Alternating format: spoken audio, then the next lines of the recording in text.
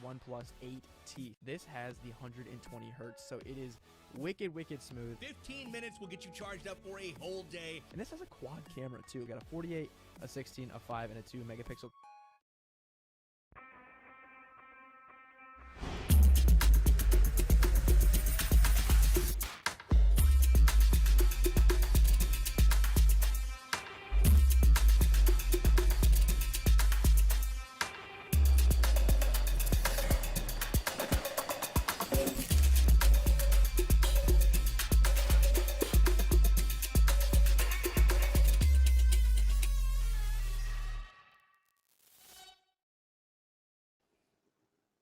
Well, hello, ladies and gentlemen, boys and girls, children of all ages. Welcome to day number 3 of the PMCO 2021 Spring Split North America. My name is Imperium, and by my side, as it has been for the first 2 days, and it will continue on until the end of the PMCO, it is the one and only Zute. How are you doing, my friend? I'm doing great. I'm excited as ever, just like if this was day number 1. As if it was day number 1. What about as if it was day number 10? Day number 10. I mean, each day is just so action packed, and I think the game itself is just always so entertaining to watch. So it doesn't matter what day it is, to be honest. Like, I'm ready. You're ready? I'll tell you what, I'm ready too. Of course, before we do get talking about, the in-depth stuff and the teams and what's going to be coming up, let's go through the little bit of the bookwork, which is the point system, right? We didn't really feature over the first couple of days. It is a normal point system as per the PMCO full split, but I think it's a solid thing to talk about. 50 points for the chicken dinner. It moves its way down, and when you do get to a certain point on the leaderboard, you aren't getting, any placement points, and 1 point for that kill. Yeah, I remember in prehistoric days, first place used to be like 30 points. Yep. And everybody got a congratulatory participation point of like 1. So now it's different. Yep. Now it's all about the kills, which I love. I love how the game has evolved about, more focus on kills. Yeah, I do still think there's something to be said for grabbing that elusive chicken dinner. But the feature of the kill points definitely adds not only excitement as viewers, because teams are tending to be a little bit more aggressive, but it makes that fight, that risk when you do win it, a little bit more worthwhile. So it's definitely exciting to see that evolution. And we've gone through the points. Let's take us through the schedule of games we are going to have in front of us. It doesn't change. Let's be fair. It's the same as it was for the first 2 days. It's going to be the same as it's going to be in day 10. We're going to start with Erangel, go to Sanhok, then Miramar, and of course, last but not least, ending on Erangel once again. Yeah, so the maps will stay the same every day, but the groups, they change, and that's going to change everything. So it's good. The map order is the same. The maps we play are the same, because that's just less for the teams to worry about, because they already have to worry about, hey, we're facing, enemy teams that we haven't faced before.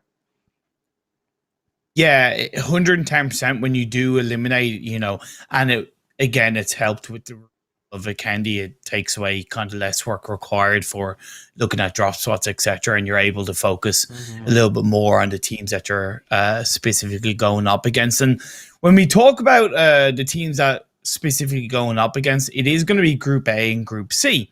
So why don't we have a look at the overall standings and see where some of these teams lie, and of course the teams that aren't playing today, where they're currently showing up on the standings. Yeah, so the first team that really stands out to me, obviously, is the top team that will be playing today. That is Dior. Now, we already saw Segment X, strong, formidable team. They have 36 kill point total so far, but same with Dior. So one thing I'm wondering is, like, Dior coming into today, are they going to keep that power up, right? Are they going to drop another massive day with a bunch of kills and points?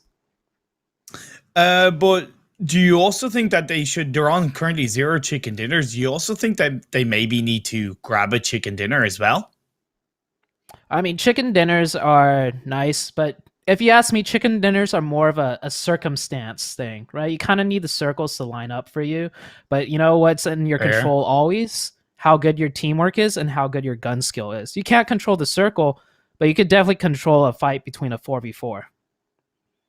That is so true. That is so true. One little stat that I did capture from, the overall standings, and especially correlating to the teams that are going to be going through today, Group A and Group C, is that out of the Group A and Group C teams, only 7 of them are in the top 16. That is less than half. So, and it's something I'm going to throw with you, as a player. Is that really important to the teams? Do they really care whether or not how many other teams around them are in the top 16? Or is it just, yeah? Yeah, so it does impact it a little bit, but I think the players themselves shouldn't worry too much because there's just already so much going into a game that you need to focus on to perfect in order to do well. So looking at the lobby, how strong it is overall compared to other days, I think that's just like too much and it'll just psych you out. Just focus on what you need to do. Focus on Yeah. the only thing they should focus on is like, hey, which teams drop where and where do they like to rotate? That's it. Everything else, focus on your own game. That is fair. I know, like as a caster and as somebody who's a little bit of a stat person, I look at that and I go, "Ooh, this is really cool." But yeah, 110% as a player at this stage, I totally see your point of view. We are going to be getting into this first game of the day. We're not wasting any time. We're going to be going into the hollow grounds of Erangel. Of course, this tournament, this game, this playing path is brought to you by the sponsors of the PMCO, which is OnePlus and the OnePlus AT. Zute, take us through the playing path and what you are going to be seeing from these potential drop spots. Yeah, so this playing path is looking pretty good for all the teams. Great way to start the day. We do have Group C playing, so they played yesterday and they're also playing today. So hopefully that momentum that they've built up, or them being warmed up from yesterday, carries through. But with this playing path, no team should really have to worry too much. Everybody should be able to go where they want to go. That is, if they studied the footage from the previous days, Yeah. so they know which teams drop where. Maybe we might see two teams drop on each other because sometimes you know what happens, Imperium? One spot is left open, right? Between those games Yeah. that we saw 2 days ago and yesterday. And two teams are thinking, hey, this spot's open. We watched the VODs, we did our research, it's open. But another team does the same research, and then two teams jump there. So by the And looks I of it, think though, yeah, sorry. By the looks of it, though, it looks like everyone's spreading out. There's no hot drops here. no, and one interesting thing, and you brought it up before broadcast, is that in yesterday's games where the Panthers, who are in Group C, game one, nobody dropped in Pachinki. But game four, the Panthers must have looked back on game one and thought, hey, this is free. So they took it on game four. But what I do like is that they've also done their due diligence and recognized that Team Ace dropped there in day one. So they haven't looked at challenge. So that's great adaptability from the Panthers. As phase one, Zute, like, that's a little bit of a painful circle. Yeah, that circle is it's not too bad, right? We're not getting a full out military circle. Like we have yet to see that one, which I'm eagerly waiting to see how these teams adapt because this is PMCO, right? We've seen in PMGC the multiple different strategies for crossing over to military island. But I'm curious to see like if we do get a military island zone, how these PMCO teams react to it. Like, do more of them use the same type of strategy, or are they just as advanced and can use multiple different strategies to get across? Yeah, I've always been a massive fan of the military circles, at least the ones that are like 98% in the military island for phase one, and how that tests these teams and their experience in rotations and the timing of their rotations. But Godsend, they're dropping in actually Severny, which is interesting because when they played, they did come into a little bit of trouble when they dropped on a 2-2 split between prison and shelter. Yes. And it seems like they are recognizing that they had a bad first day, so that maybe they need to play a little bit safer in today's games, or at least in their drop spot. Yeah, that's a great adjustment to see out of Godsend. We did see the other day, they lose 2 players off drop in the very beginning. They're more accustomed to doing their split, but they know today EFC is not playing, and EFC is the team that frequents Severny. So good research by them. And it's always great to see like teams, doing their homework, using every little advantage they can. We mentioned it in the pregame show, right? The only thing they need to worry about is which teams are playing today and where do they drop, which also means where do they not drop. So Godsent, great adjustment, taking Severny for free, not risking any losses early this time.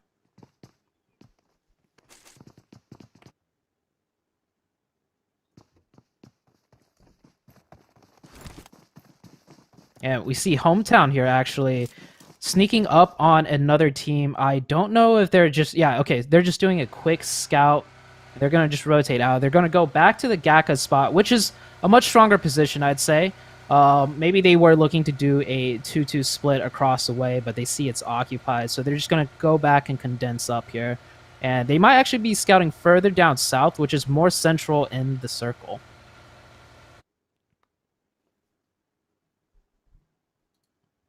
And I think my castmate Imperium might be having some broadcast issues. Yes, okay, so I am flying a solo right now. So bear with me, guys. You guys are going to hear my voice a lot more than you might like. But yeah, so solo casting. All right, so all the teams are rotating around right now. And the circle is more towards the west. We see Dior, the team I talked about earlier, with the high kill point amount. I want to see if they keep that energy up. They are doing a fast rotation, just going straight into zone right here. And we still have quite a bit of time before the next shift. So there's going to be a lot of teams setting up within the circle. And we have Null here on the south side, setting up in Ferry Pier. I believe they're still in their looting phase as they're so grouped up down here. I don't think this is the defense area that they want to hold, because this Ferry Pier area doesn't really control too much, especially given the circle. So they must be in their looting phase still, and we see two of them getting into a car. But they might just run into Hometown might just run into them, and Hometown, hearing those shots, is going to circle back around quickly. 4 vehicles. Luckily for them, not all of them are grouped in one vehicle. That's definitely a higher chance of getting knocked out. But these two teams nearly clash in the very first circle, but they will reset, and Hometown heading back to where they came from and electing to take the compound right next to the quarry area.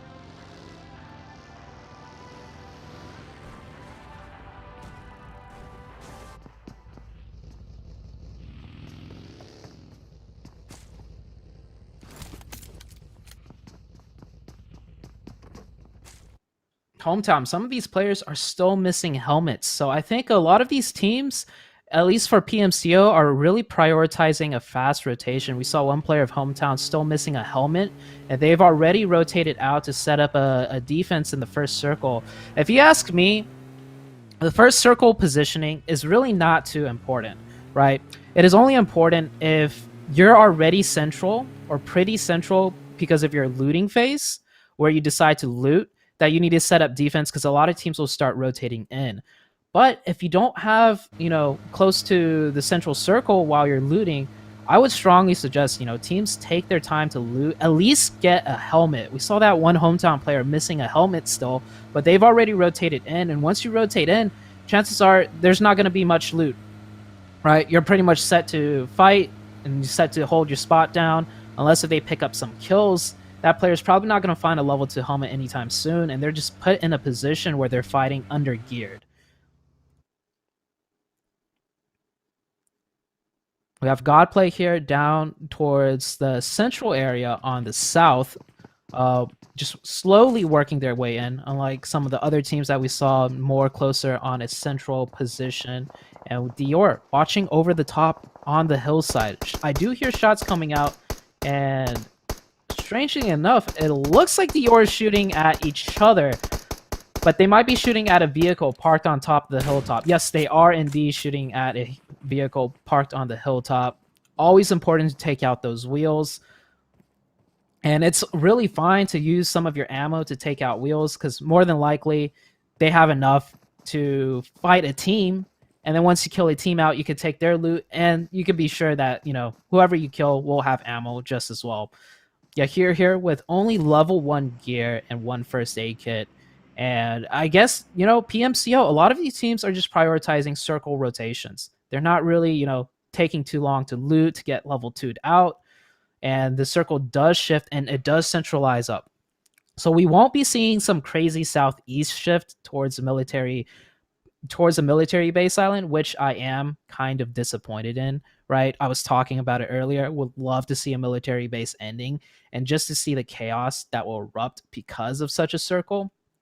But this circle pretty fair, and a lot of teams on the south, set up for a potential military circle. So I like seeing them prepare for that. But the circle does go up north, and we do have a fight between Scrim Farm, Gabby, G3 getting knocked, and Scrim Farm is fighting the team of Shine.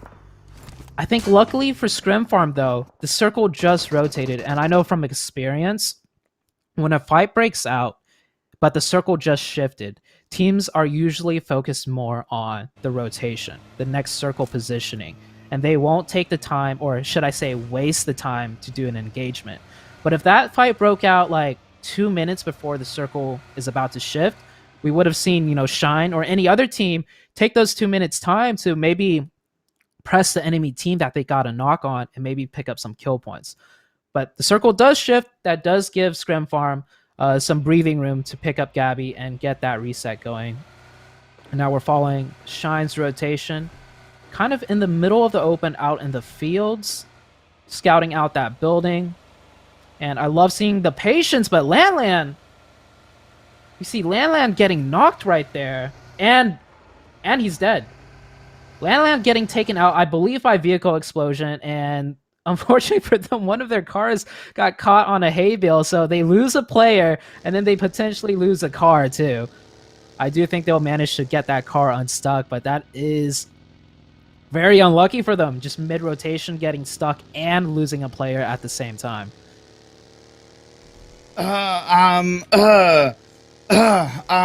Sorry about that. Just like is such as modern technology, when you're relying on an internet connection and you have an internet problem, it can hamper things. I do apologize about that. I don't know if there's anything crazy that I missed, Sute.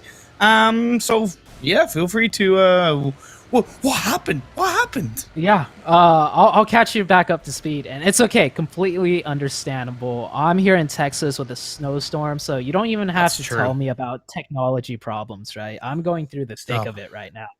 But anyways, back to the game, right? So we didn't miss too much. That first circle did shift away from Military Island, and so like God. we're not gonna get that crazy. Thank God. What do you mean? I wanted to see a hard shift down to Military Island. I'm not evil like you, okay, Zute? I'm Mr. Knight. I'm good cop, you're a bad cop, But anyway, continue. Fair enough. Okay, so the circle did, centralize a bit further north, but something I did like seeing was you mentioned like this circle is kind of bad, right? And all the teams are prepped for it. Even now you can see so many teams are on the southern half of that circle.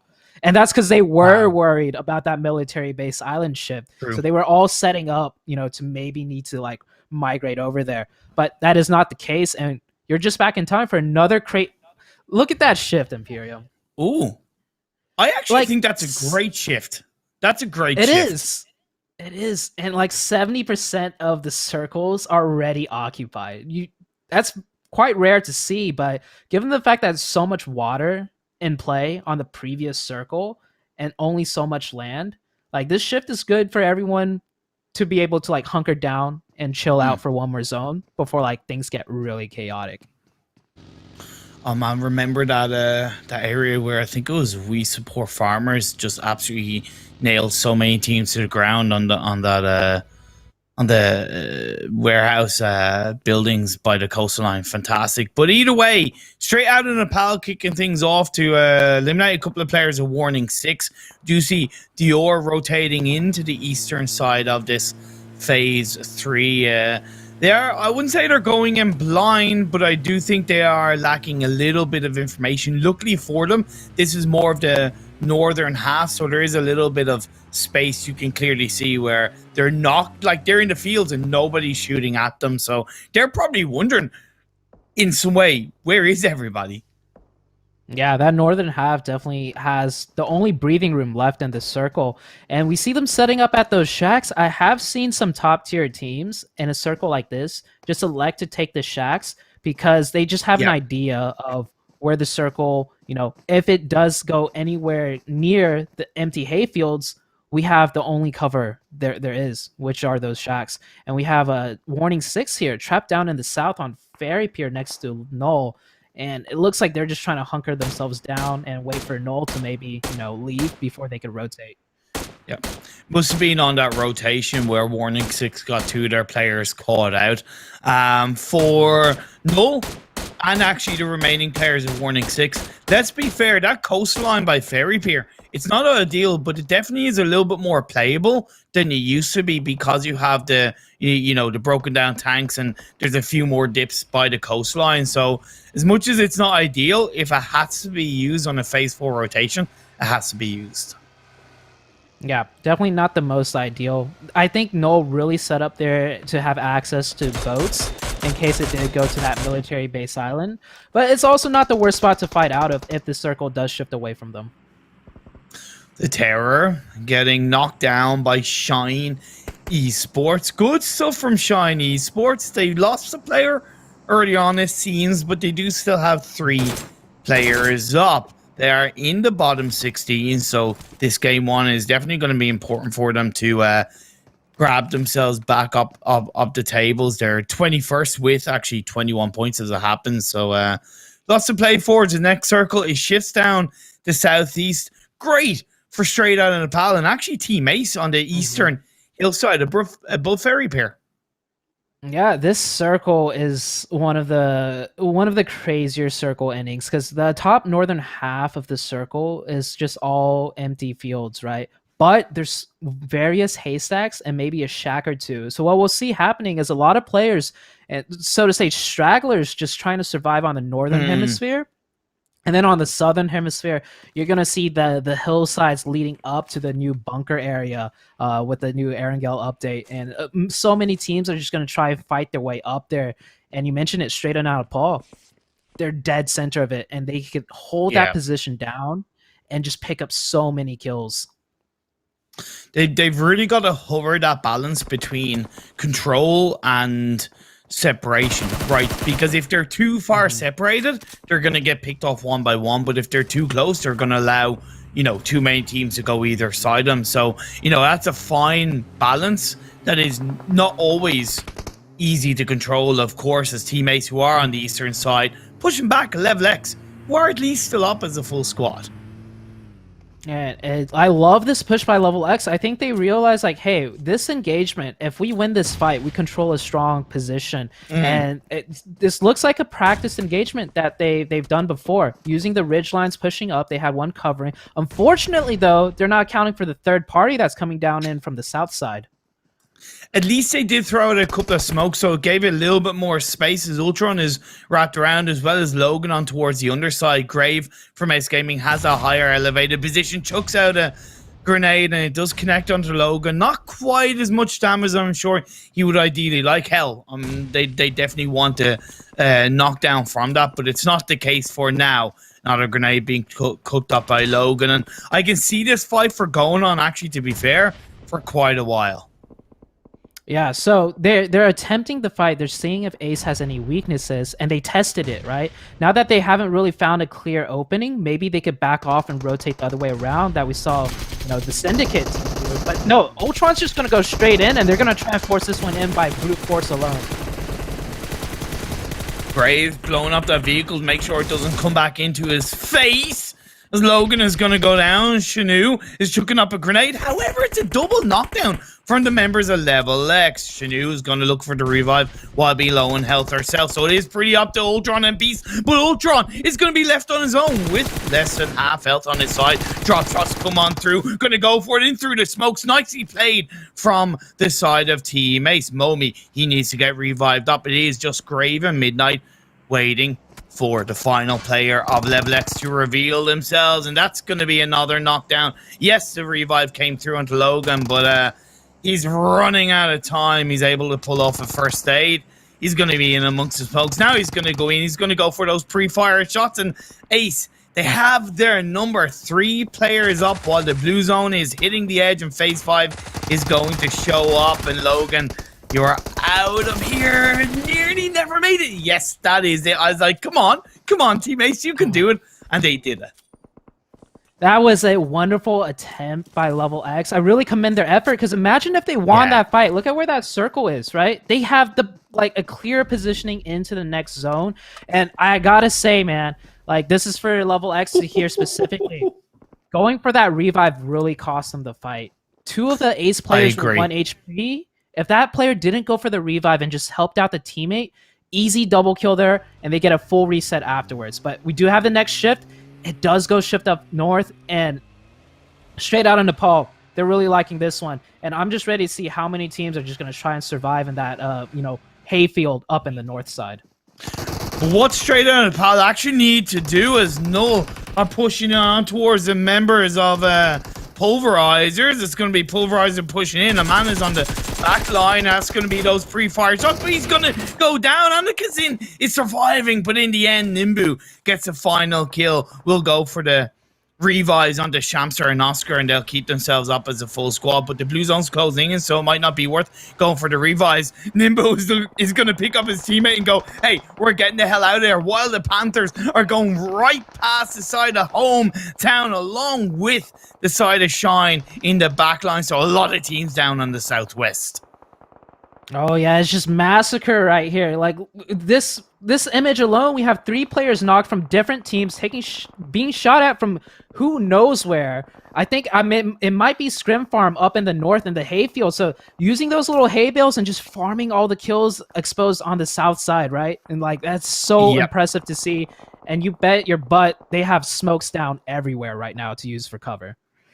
And one point I was kind of just about to make is that I'm glad straight out of Nepal aren't sending their full squad into the circle, that they just have one reserve spot, because it was always going to be important that they do actually hold on to the teams that were coming in from that Ferry Pier area, and having players outside the circle until the blue zone hits that area is way better from a security point of view, and stops them from getting third party from the teams that are on the north edge of the circle. Oh yeah, that is a key aspect of high-level competitive play. Just because you have the circle next to you doesn't mean you need to all go into it. You really want to put out pressure from your backside to push everyone away, and then you go in. Oh, talk about going in. Shine goes in with a grenade, gets a knockdown onto Hometown, but the thing is, can he capitalize on it? He is staying prone down. He's aware of what's going on, and it is light that goes down off the back of a car, blown up, dealt by the pressure straight out of Nepal. Straight out of a car, blow up, light gets knocked down to his knees. So Sunfang will chuck up the smokes and get that revive. Yeah, and we see the circle shifted up north once again. This circle's so unforgiving for so many teams, and Ace just chilling next to the compound, the only hard cover probably left in the circle, and they get blessed with that. So oh, Suzanne with a lovely grenade once again gets another knockdown onto the players of Shine, and it's suppressing once again. However, straight out of Nepal need to worry about not only Shine but Godplay, who's in front of them, and realistically stopping them from not only entering the circle but possibly controlling the south side. That's why they're pushing in. One knockdown from Suzanne on to Sungjing. Another grenade. That's going to be the squad wipe. And Hayes actually comes in for that cheeky little kill steal, and it's going to be a knockdown. So Hayes is not should I say straight out of Nepal are not really aware of that. They get a little bit caught out, but they are at least holding down as a 3-man team, while the Blues on a phase 6 start to hit these teams so much harder. Yeah, so for the viewers that are watching, maybe you're questioning, why would straight out Nepal push a team when they don't have circle, when it's the opposite way? They realize this circle, they have a low chance of survival, so they're going to try and pick up whatever kill points they can and then full send it in. And we see this full send out, smokes go out, and I think they might just hang on for the next circle here.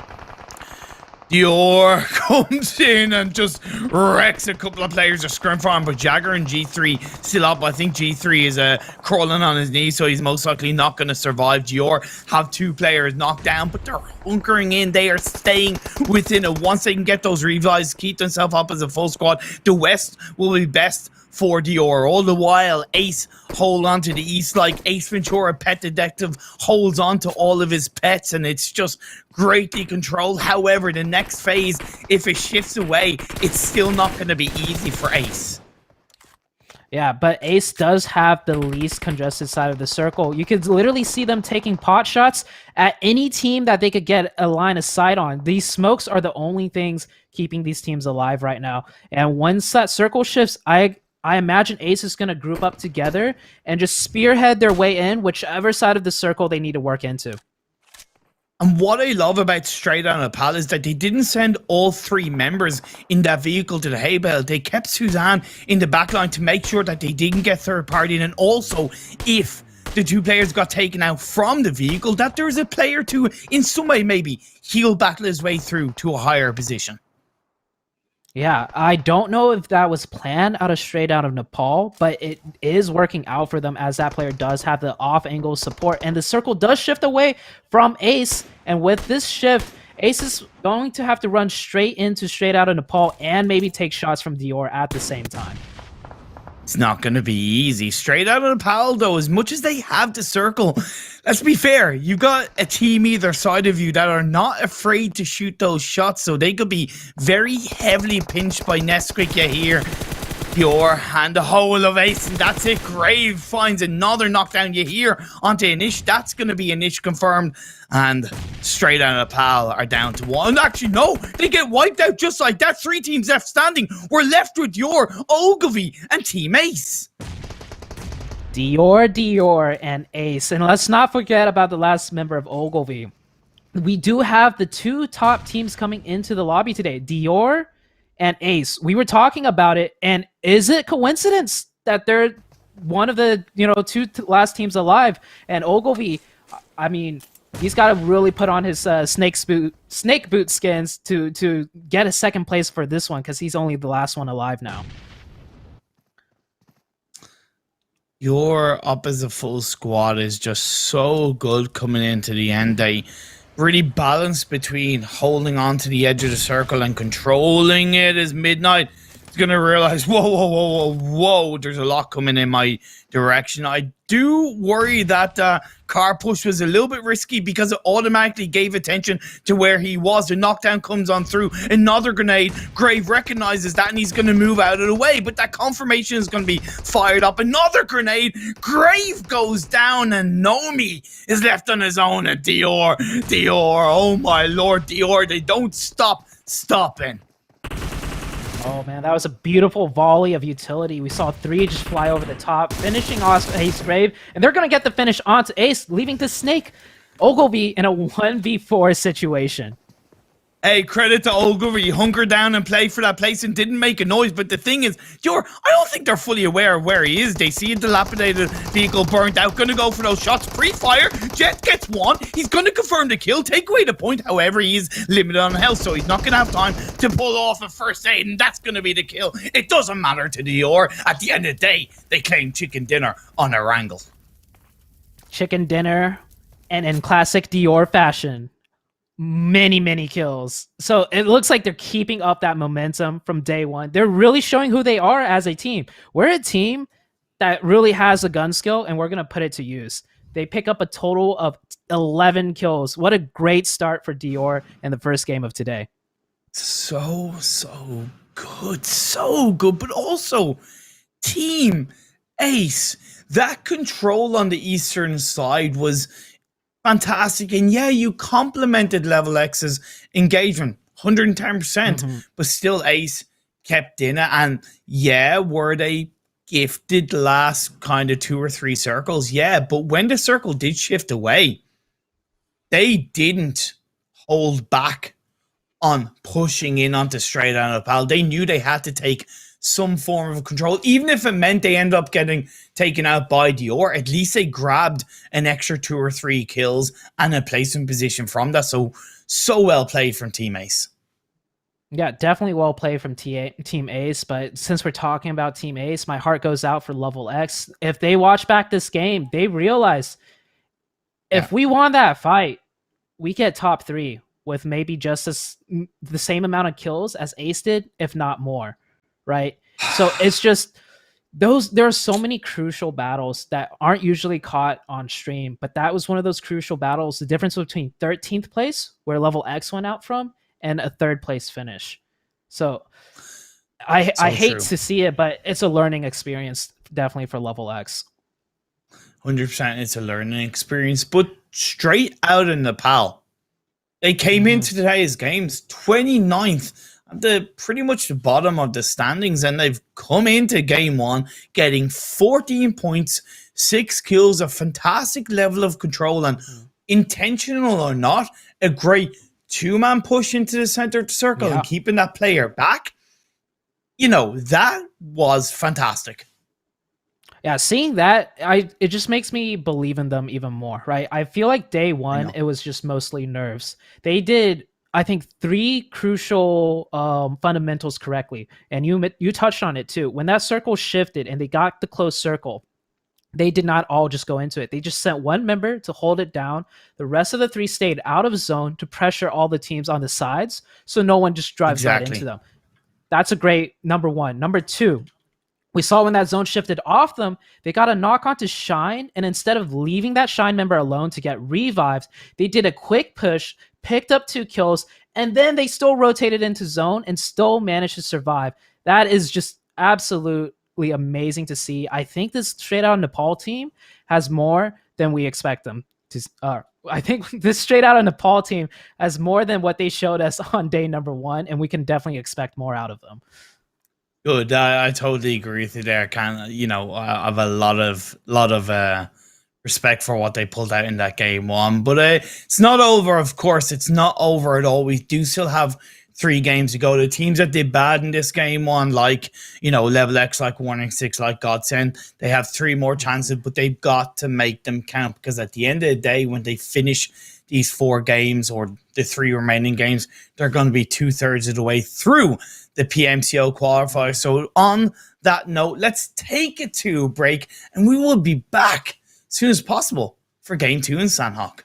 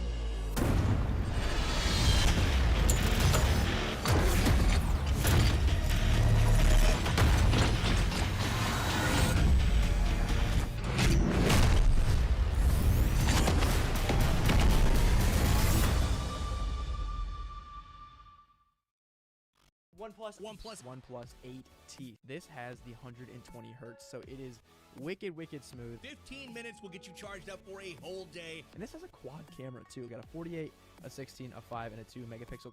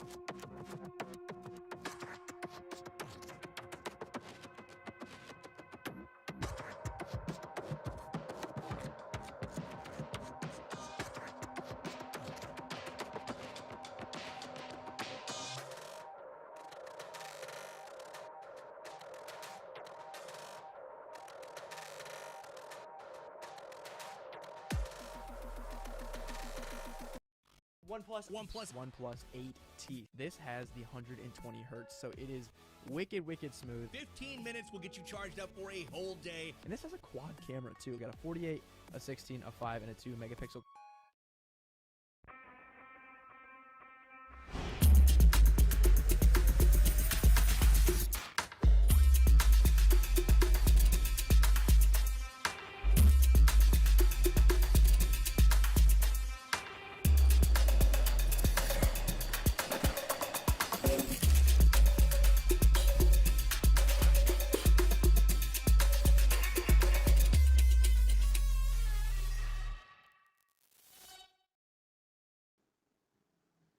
Welcome back to day 3 of the PMCO 2021 Spring Split North America, brought to you by OnePlus and the OnePlus 8T. Myself and the wonderful Zute. We're bringing you the action, and it was a hell of a game 1. We started in a wrangle. Yeah, hell of a game 1. But what I really like seeing was Dior and Ace, right? They're showing that on the first day, it wasn't just a lucky day for them. Coming into today, top 3 finish for both of them. Impressive top 3 finish too, to say the least. And especially because both of those teams played on Tuesday, so they had a day break. So it seems like, I'd like to think so, that they actually used that day break to not only possibly study the teams in Group C, but also study themselves, get better, and to make sure that they could continue on that positive path. Yeah, and we're going into Sandhawk, right? This is probably the one of the maps that's the least consistent for a lot of teams, just because of the way Sandhawk works, just because of the way the circle, closes. So will Dior and Ace still have a great finish on Sandhawk? If they do, I'm just gonna say it. They're a consistent top tier level team. If they can impress me on this game just as well, I'm giving them the tier 1 high level team pass. Zute, seal of approval. Yes. See, that even sound. I want a Zute seal of approval, man. I think I'll join a team and try and get good, and so I can aim for it. I'll see you in about 2 years, yeah. But either way, yeah. Let's have a look at the overall standings and see where these teams do lie coming into game 2 and what kind of shifts we've seen across the board. It is no doubt, to be fair, that Dior and Team Ace are in first and second simply because of the fact that they've had an extra game compared to the teams below. Yeah, first and second place, but they're starting it off with momentum.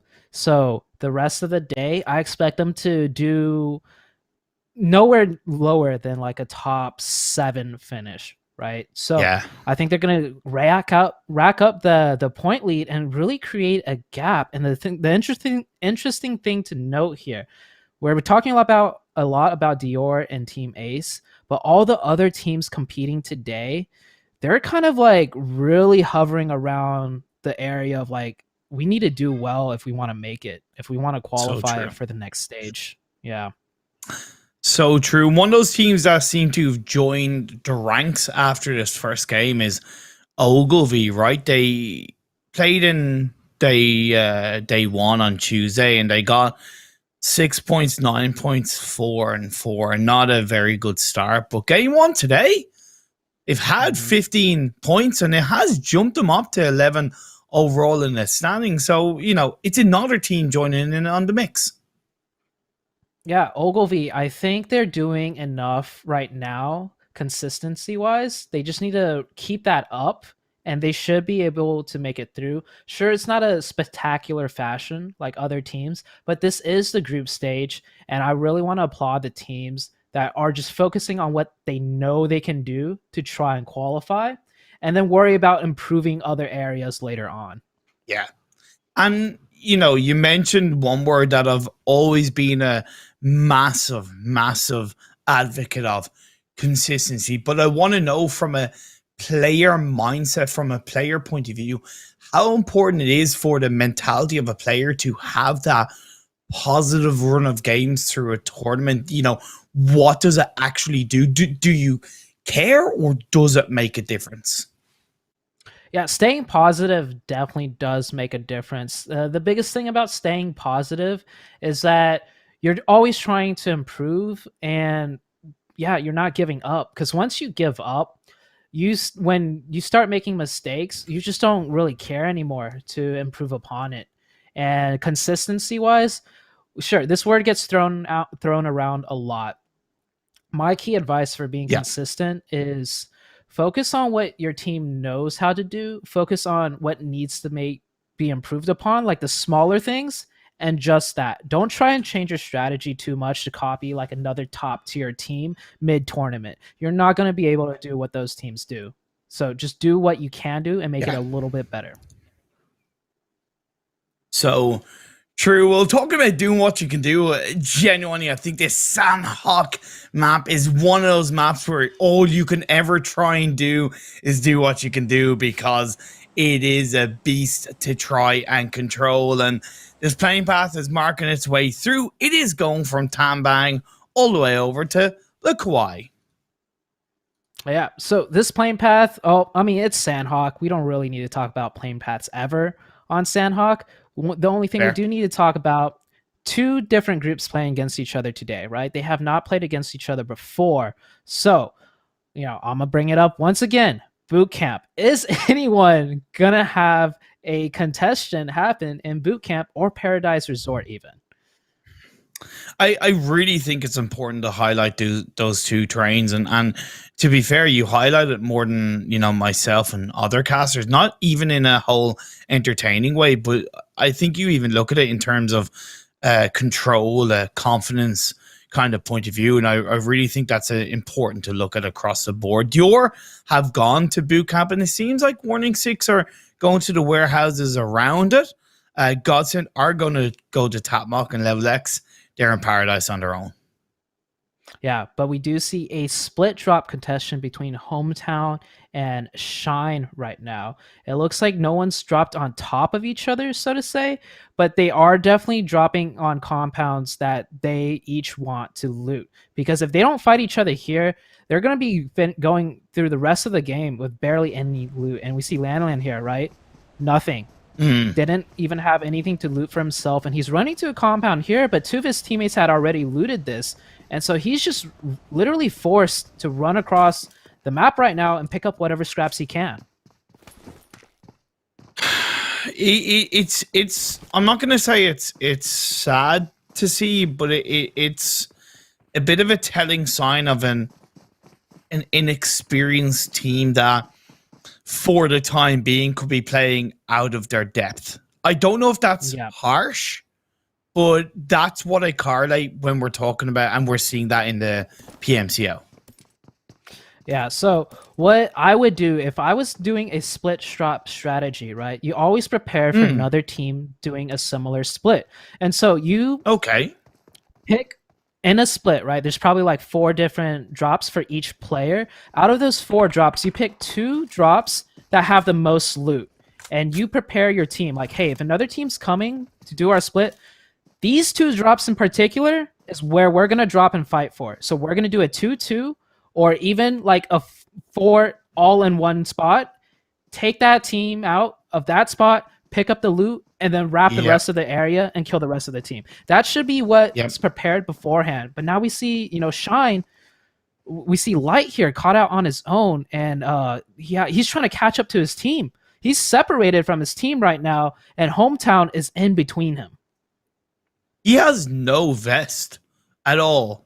Like, no vest at all. So he's like bare naked underneath his clothes, so to speak. So, he will definitely want to be careful. The good thing is that, I don't think Hometown are in a position right now because they're not exactly heavy on loot, to look for a fight themselves. You do see one player, Shine, being pushed upon by Dior. That is a very early bootcamp disengagement from Dior, and I love it. We often see teams who drop in bootcamp will stay there for quite a while. We're like 1 minute 37 into the blue zone, starting to close in, and this team is pushing onto another outside and are grabbing the knocks and grabbing the kills.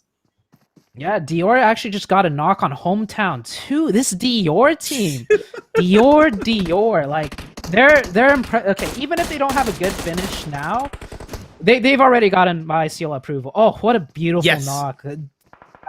Okay, so there's a lot of loot in boot camp to keep shopping for, and they already just left that, and they're already guns blazing. I think they picked up 3 knocks and 1 kill confirmed already. Like, this team, this is the team to watch out for going into PMPL.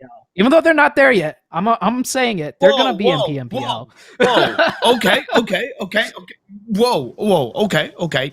I'm going to counter your seal of approval with not that they're going to think about it, but with a little bit of a stat that I touched upon yesterday, that I touched upon at the start, right? That 7 out of the 16 teams are in the top 7 out of the 15 teams, should I say, that are playing in today's games are in the top 16. But more importantly, out of that, only Ace and Dior are teams who are really like clear in terms of the top 5, top 6. Everybody else are actually in that zone of possibly dropping out of the top 16. So on that note, even though they're not thinking about it, are they being made to look better because they're technically going up against weaker teams in the rest of Group A and Group C?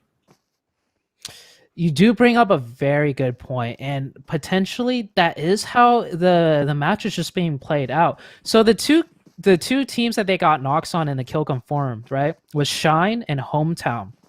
These 2 teams did a split drop, and these 2 teams weren't ready to fight each other for this split drop. And these 2 teams both are forced to rotate early, very heavily underlooted. So maybe you're right, Imperium. This lobby, the overall skill level might just be a little bit lower, so to say. And Dior is just really shining through, playing aggressive here. You know what? You still love to see, because that's what, you know, it does. When it's all said and done, it doesn't really matter, because that's going to be the case. And when you are looking to be the best team, you take advantage of every single opportunity you can get your hands on it. So, and it's beautiful to see right now from Dior. But as we move in, the blue zone is closing in on phase 1. God player pushing in. They've nulled a little bit around them, along with the terror further back. So teams are, to be fair, starting to get a little bit closer to each other. Yeah, and the first circle, I do believe, we didn't really talk about it, but it is on the more eastern side, hovering around the quarry area. So we're going to have a lot of teams migrating in from the west, one of which being Dior. So if it keeps shifting towards an eastern fashion, we're going to see Dior have to fight their way through many teams early on, which I'm personally really prepared and excited to watch. 110%, always. When a team gives you like a glimmer of, or a sparkle of like greatness, or not even a sparkle, because you know a team like Dior have shown us more than that, but you're like, okay, let's see how they're going to be tested with 4 teams around them. And hey, look, talking about 4 teams around you, it may not be 4 teams, but it is 3 players for Light. Hometown are surrounding him, and it doesn't seem like he's going to be able to survive much of this unless he can find a cheeky knock into, let's say, Hayes or Harsh. But otherwise, I can't see him holding on to this. Yeah, I think Hometown should recognize that they only heard 1 player run into the house, but you see how passive Hometown is playing, and they are one of the teams that are struggling. I think this is another sign of, just inexperience and not being confident, right? It is only 1 player. Yeah. Now is the best time to take them out before the circle shifts, because once the circle shifts, right, you're going to have to waste time to take this player out. And if you don't take player out, he's just going to be behind you the whole time. Luckily for them, Harsh does find a cheeky angle onto Light, and they will finish it out. And this whole entire situation is a domino effect of the beginning split. Neither team was really prepared, so they're all caught on top of each other, and Shine is now down to 2 players. Hometown will take it. To be fair, Hometown will take it. The knockdown that came through onto Dior obviously was revived up quite nicely, and Dior have just made their merry way through this area past boot camp and looking more towards the quarry drain. Up the hills from them, you can see Warning 6 are as a 4-person team. They seem to have a little bit of a 2-1-1 split. I worry about inactive being on his own like that, along with the Rotas. But other than that, at least they have a solid spread as phase 2 shows up. Yeah, phase 2 is up, and we see Dior looking towards warning 6, right? Day 1, Dior took over that area, and we had a fabulous ending between Dior and Segment X, and Segment X ended up clutching that one out. But Dior is comfortable pushing up to that area and fighting up there, and I'm wondering if they're going to think about doing the same to warning 6. Yeah, it's definitely risky. Right now, they kind of could, based on Warning 6's spread. However, they might not have all of that information. I would recommend Warning 6 look to join up as a 2-2 team. And what you obviously need to be aware of is the fact that Hometown, who they did get a knockdown, is going to be down south of them, or at least some way around them. And if they do notice, Scrim Farm are to the north of them. So it's a little bit tricky-dicky as we do see the Terror looking to terrorize teams around them outside the eastern side of Quarry. Yeah, Godplay looks like they're playing extremely quiet. Look, some of them are already prone in the building. They're definitely not going to make any noise to give any preparation from Team Terror, and Team Terror is just going to run straight in. But they are running in as a 4-man team, so this could work to their advantage. Let's see what goes down. Indeed, you call it as a 4-person team. They are pushing it in. Chanel, Brar onto Only. That's a good start. The Molotov's being chucked in. We all know the Molotov spreads on wood, so they're much more dangerous than Sanhok. So if he's going to close that door, it's going to come in through the back line. Chanel is also going to go down. So there is Sophie left on their own, and that's going to be a push. That's a great engagement. And the Terror, greatly executed. Yeah, I love how they just pushed together down as a team. Even though they didn't hear any gunfire, that gives them cue that there's enemies here. They were prepared, for any situation. And that strategy by Godplay just backfiring on them, right? I understand them being extremely quiet. They hope one player runs through the door and they pick up a free kill. But maybe at like lower levels, right, we would see teams do that. But Team Terror, not taking any chances, not any risk, just together as a 4-man team. Gunshots or not, we're going to clear this out as a team, and that really paid off for them, picking up 3 kill points. So Null a little bit further behind them. They would have heard those shots, Null, so they will definitely be aware that there's a team in front of them. And a knockdown that came through onto a player Terror, I think that might have been from Godsend, but I'm not sure. But I know it did happen along the way. The Panthers going to be playing on towards a hillside on the south edge of this circle, just above Cave. I don't mind this area because I think it's one of the easier parts to rotate into a circle if it's a hard shift up north. They'll just have to still be careful. It's phase 3. It's Sanhok. Yeah, for Team Panther, they're actually looking for that hard shift to sneak up on enemy teams that leave their position too early and have no one watching their back. I mean, that's just basically what you kind of have to try and capitalize on for Sanhok. If you're not near Central Circle, you're going to have to just try and shoot teams in the back as they're leaving, right? And we're going to see that next circle shift. So maybe Team Panther, they do have vehicles, and it does shift up to the east side. And unfortunately for Team Panther, Ace is still in zone. So Ace is going to hold that down, and Team Panther is probably going to have to look for another way in. They can move on to the east side quite heavily and come in via Lakwai, because here's the thing. We know, and if they've done their research, very few teams drop on the east. So it automatically makes that area of Sanhok a little bit easier to rotate through. It's not guaranteed, but definitely easier. What is, of course, one thing to consider with this phase 3 circle is that Quarry is still in play. So it does eliminate and make it a little bit harder for the teams on the southwest how they do rotate into this circle. Yeah, and this circle also shifting off Dior, and now we see Warning 6, like I said, leaving that position, looking for a more central location, and now Dior is looking for an opportunity to push up and maybe shoot them in the back. But look at how careful Dior is playing this. They don't know if the enemy team is still up there or if they've left, so they're pushing together as a team, and they're keeping one player further in the back, just hunkered down. And I bet you $100, Imperium, that guy is just training his sights on top of the hill for anybody to peek over and shoot at his teammates pushing up. Yeah. Yep, so true. It is really valuable play what they're pulling out. I do see Scrim Farm to the north of them. I'm worried that might be a little bit slow from Scrim Farm.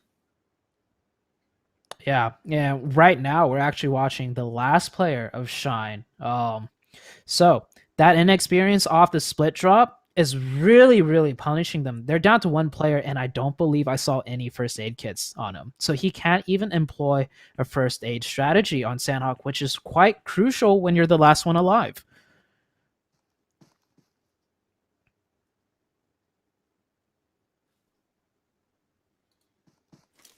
And I do believe Imperium might be experiencing internet connections once again. This time, though, second time around, I'm definitely more prepared, and we are watching Sandhawk, one of the most explosive maps. And so right now we have Gabby holding the northwestern side, looking down the sightlines of Level X. He's just holding that flank. We were talking about how important it is to have at least one player watching your flank always. So he is holding it down. Level X will not be able to sneak up onto that team. And we have the Panther. The Panther made that rotation with the vehicles they had all the way around. But I think Punjab definitely heard the vehicles come in. Biggest question here is, though, is Team Panther aware of Punjab? Dior slowly encroaching onto Warning 6's previous position. It looks like Warning 6 did shift a little more central circle, so they shifted their defense further in case the circle shifts away from them once again. But Dior, we were talking about Dior. They're a great team, great at gun skill, and a fight between Dior and Warning 6 is 100% going to blow out here, and we have a northeastern shift. And welcome back, Imperium. Yeah, man, man, feels bad, man, but I'm dealing with it as I can, as well as Dior. They're trying to deal with Warning 6 as they can. Warning 6 moving on up. It's coming to their advantage. 3 players of Dior knocked out just like that. I knew it was going to be hard for Dior, but based on what we've seen, I didn't think it was going to be so easy for Warning 6, knocking them down like bowling pins. Yeah, here is the last player standing, and he's going to come in. He's going to get knocked down. It's actually a third party from straight out of the pal, so that might create a little bit of time and space. But no, the knockdown player comes on through. You hear is going to be founding one, but in the end, the Rodas comes in and takes out Dior. Azute, was that poor, or was that just one of those things? I think they were prepared for the initial push up the hill, right? Because the standard defense of a team up the hill is that crest. So when they pushed up and there was no enemies there, I think they let down their guard a little bit too much and expected the Warning 6 team to be, further away and completely gone. But Warning 6, playing so smart, shifted their defense just a little bit further in and was still ready for a flank fight from Dior. Ban is still in play, which Godsend are currently holding down around that area. Ban is incredibly tricky to play around Arctic, so he's looking to find one of the players of level X, but scoping in on the 6X, perked on top of the rock, obviously gives that level of elevation. Fantastically done by Arctic, and once again, just suppressing the players of level X makes it a lot easier for the rest of his team to, of course, find more engagement. But they got to be careful of Scrim Farm. They're coming in from behind, and if they get tunnel visions, they might not be able to deal with it. Yeah, we just saw Jagger with the AUG popping off some shots, so that does give Godsent the notification that, hey, we have a team behind us, and we can't just focus on level X purely. And Arctic with a great nade, that looks beautiful. It should be a kill confirm and another knock. It does fly a little bit too far, and Scrim Farm will get the reset on that knocked player. And I even like the fact that Godsend were doing what a couple of other teams were doing in the past, where they'll keep a couple of players inside the blue to make sure that they're holding on to that defense. Jagger, once again, is still going to get knocked. Steve-O's going to be pushing in. Slapped is going to be helping to put pressure onto Trey. Trey might be taking a little bit too much of a 1v1, and he gets taken out by the side of G3, or the player G3, with that Thompson. And yeah, I'm all for keeping a player in the blue, but that was definitely a little bit too much to hold on to, and it gives a bit of hope to the side of Scrim Farm. They're not out of the woods just yet, though, because this circle is doing a hell of a lot of damage as it shifts down the southwest. Yeah, so many teams on the Southwest just trying to make that extra little stretch into zone. And another Godsend Asazuki crossing down a little bit too early potentially and gets crossfire from another team from the other hilltop side. Like I said, Band is kind of lower ground, like the black hole, so to speak, of the eastern side is so difficult to play around because it's just that massive dip, and then you have to go back uphill, and you're so exposed. There's no like getting burned to a crisp. Grenades are flying. The mini red zone, they do chuck out a couple of smokes, but in the end, it's going to be dealt with quite nicely by Ogilvy. Yeah, Ogilvy actually in a fantabulous position here to really continue that consistency we were talking about from game number 1. 4 alive, great control on their southwestern side. This should be a great game for them. Already at 2 kills and with only 8 teams left alive. Unfortunately for them, Harsh is able to get first aid, so, you know, they don't have full focus on the next circle shifting up on this phase 6. As soon as they finish off Harsh, that'll make it a lot easier for them to prepare for it. Indeed, Vurex is doing a great job of trying to pull it out. Gets Harsh down to half health, and that is it. Taken out. Good job. Now they can think about it because next circle has centered up. They do have one player inside it, so it's an anchor point for the whole team. Yeah. The only anchor point within the circle is probably that building right there. The rest of the terrain is a bit hilly and there are trees, but none of the other teams have made it into zone yet. So Ogilvy could put out extreme pressure, keeping everyone out of the circle as they're coming in, having to fight one another. So Ogilvy in a prime position to win this match. They should be able to keep 4 alive while the other teams run in and maybe lose 1 to 2 players. Punjab United got 8 points in game 1, and it looks like they're setting themselves up for not a solid position. 4 teams left standing, 13 players, as well as Team Ace, who did so good in game 1, helping to climb them into second place overall, or once again also into the top 4. But the Terror, they're ready to terrorize the rest of the lobby because they hold on to the north side, and they are still a full squad.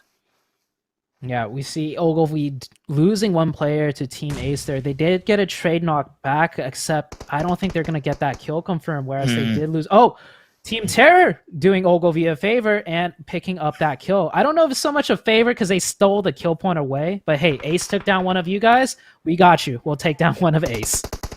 It's a beautiful circle of love. Well, not so much love, more death, as Punjab United are down to 1. A man goes down, and that's going to be Oldar is going to get knocked to the ground. Peaceful finishes off Punjab United, allows teammates to focus a little bit more on towards the side of the Terror, but that's given the side of Ogilvy a little bit more control, a little bit more space, as well as phase 7 shifting over to the west. This is prime time for Ogilvy to catch the chicken dinner.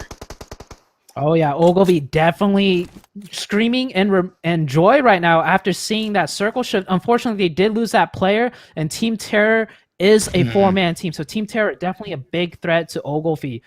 They got to play this in a way where they put out pressure onto Ace and forces Ace towards Team Terror's direction, and hopefully they could coerce them to help them out and make this into more of a 5v4 situation as compared to the 3v4 they will have to face if Team Terror pushes right into them. Nice grenades being thrown up by Vurex, but it's going to be returned, and Vurex is going to be put down to below half health. Another grenade chucks up, and oh my lord, Vurex, how are you not knocked down for that? You've been given a hope, and the prayer is peaceful if teammates goes down. Oldar is really helping to take control for Team Terror, getting a knockdown, another one. Sorry, should I say a confirmation onto Peaceful, putting teammates down to just 1 player, but Briar's going to go down. Ogilvy catches them out, so that's going to even things out between these 2 teams. Well, Midnight is just waiting, hoping for Wing and a Prayer as phase A centered up quite nicely. None of these teams are inside the circle. 3 teams left. 7 players, another one for Vurex as he stands up, gets a knock, gets a kill, and Team Terror suddenly can move nowhere because they're down to 2. Team Terror shaking in terror right now as they had just lost 2 players back to back to the likes of Ogilvy, and they still have to worry about that last member of Ace on their south side. And you can bet this Ace player is focused on Team Terror. They know, yes, and Ace picking up another knock onto Team Terror. Team Terror just down to 1 now. Oh, and then Gontans comes in from the side to take down last player teammates, but it's going to be a 2v2 because Gil inside the bottom. He finds one, he finds two. It's going to be a switcheroo. Gil into the last player of the Ogilvy, and Ogilvy claimed this game too in Sandhawk. It was wild, it was brass, but at the end of the day, Ogilvy comes out on top. Oh my god, Ogilvy almost gave me a heart attack. They almost threw that 3v1. I know. We saw that they knew it was a 3v1. They got a little bit overexcited. We saw that happen with day 1 too with Scrim Farm when it was a 4v2. They got too excited. Luckily for Ogilvy, their last player did manage to kill the last player of Team Terror while he was on that reload. But man, you got Ogilvy, great job. They're playing consistent, but those little things, man, tighten it up because it could really cost you a game the next time around. Very true. But that will be then, to be fair. Let's give him the credit for the now and what was a really fantastic position, because Team Terror, they were up as a full squad. And we know how strong Terra have been at times as a full squad. You had Dilda getting 5 kills alone for himself, Gil with 4. And Ogilvy handled that extremely well to take down 2 players of Team Terror all by themselves. And it wasn't until the 3rd knockdown from midnight, So those first 2 kills on the Team Terror were all Ogilvy. Oh yeah, definitely. I think Ogilvy capitalized off the fact that just moments prior, Team Terror knocked one of Ace, so they knew Team Terror was a little bit focused on both sides, and maybe they took advantage of the distraction and took a quick peek over and got those 2 knocks. Yep. Oh man, and let's talk about Team Ace for a sec, because we gave Dior, and especially you, that kind of seal of approval and that massive amount of love. Team Ace, surely they deserve that Zute seal of approval. They've had 2 games today with pretty solid results, and they're proving themselves more and more. Yeah, Team Ace definitely doing better than Dior this time around. I still kind of favor Dior more because they're just guns blazing, right? They're definitely the more kill oriented side. If we want to compare these 2 teams, Team Ace definitely getting the better part of placement and probably rotations. Nonetheless, though, like Ogilvy, I think we got to talk about Ogilvy, right? Game 1, they snaked into that 2nd place. Didn't talk too much about it. Game number 2. Hey, they're like, hey, pay attention to us. Today's our day. We're feeling it. And they pick up a chicken dinner on Sandhawk, nonetheless. One of the most difficult maps to pick up chicken dinners on. Yeah, full credit to Ogilvy. I hope they continue it in Game 3 in Miramar. Punjab United, again, another team that 10 points once again. And, unlike other teams like maybe Godsent and Null, Punjab United are getting the points required to keep them within the top 14 distance, right? Within the top 10. Yeah, we're still going to have the 4 games from Group B and D, of course, but, they are very much helping themselves right now. Yeah, and I think after that last match, we're officially at the halfway point, no? I think we're 6 games in. Yeah, we're 6 games in for some of these teams. And now this is when you look at the overall points and you start comparing points. And this is when you start figuring out, okay, this is what we need to do. Maybe they might start looking at some teams and being like, we might have to take this team out later on. But yeah, you mentioned Godsent. We're halfway through. They are definitely one of the teams coming into this tournament that had some high expectations, right? They're a very veteran team, but I don't know what it is. They're just, struggling a bit right now.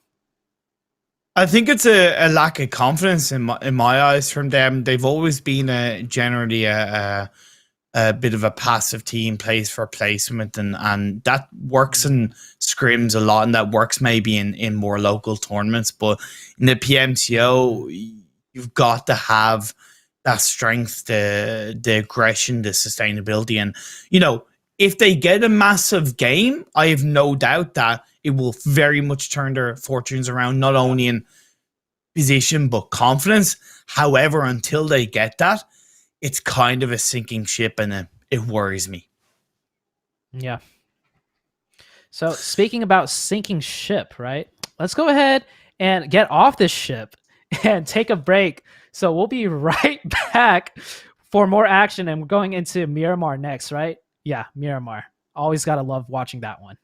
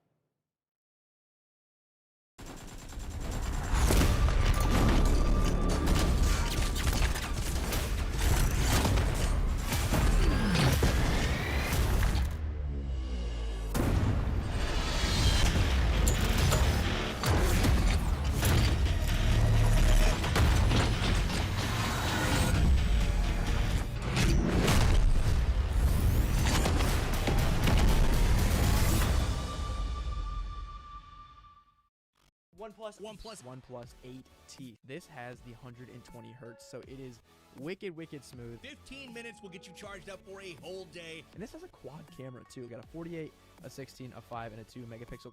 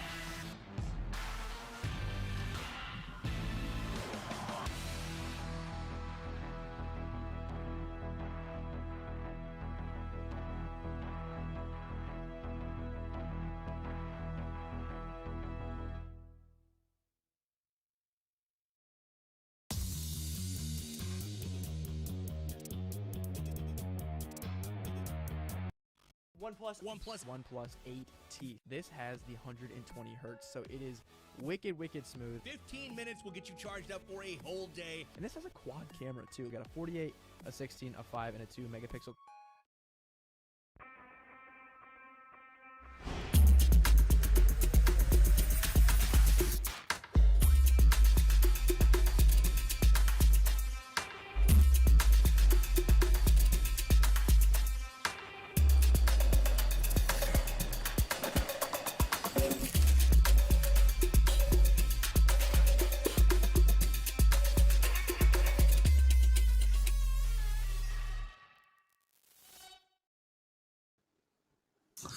Howdy doody, boys and girls, ladies and gentlemen, whatever pronouns and nouns you go by. Welcome back to day 3 of the PMCO 2021 Spring Split North America. We're halfway through the evening. We've had 2 fantastic games between Erangel and Miramar and Zute. It's been a pretty decent opening 2 games, to say the least.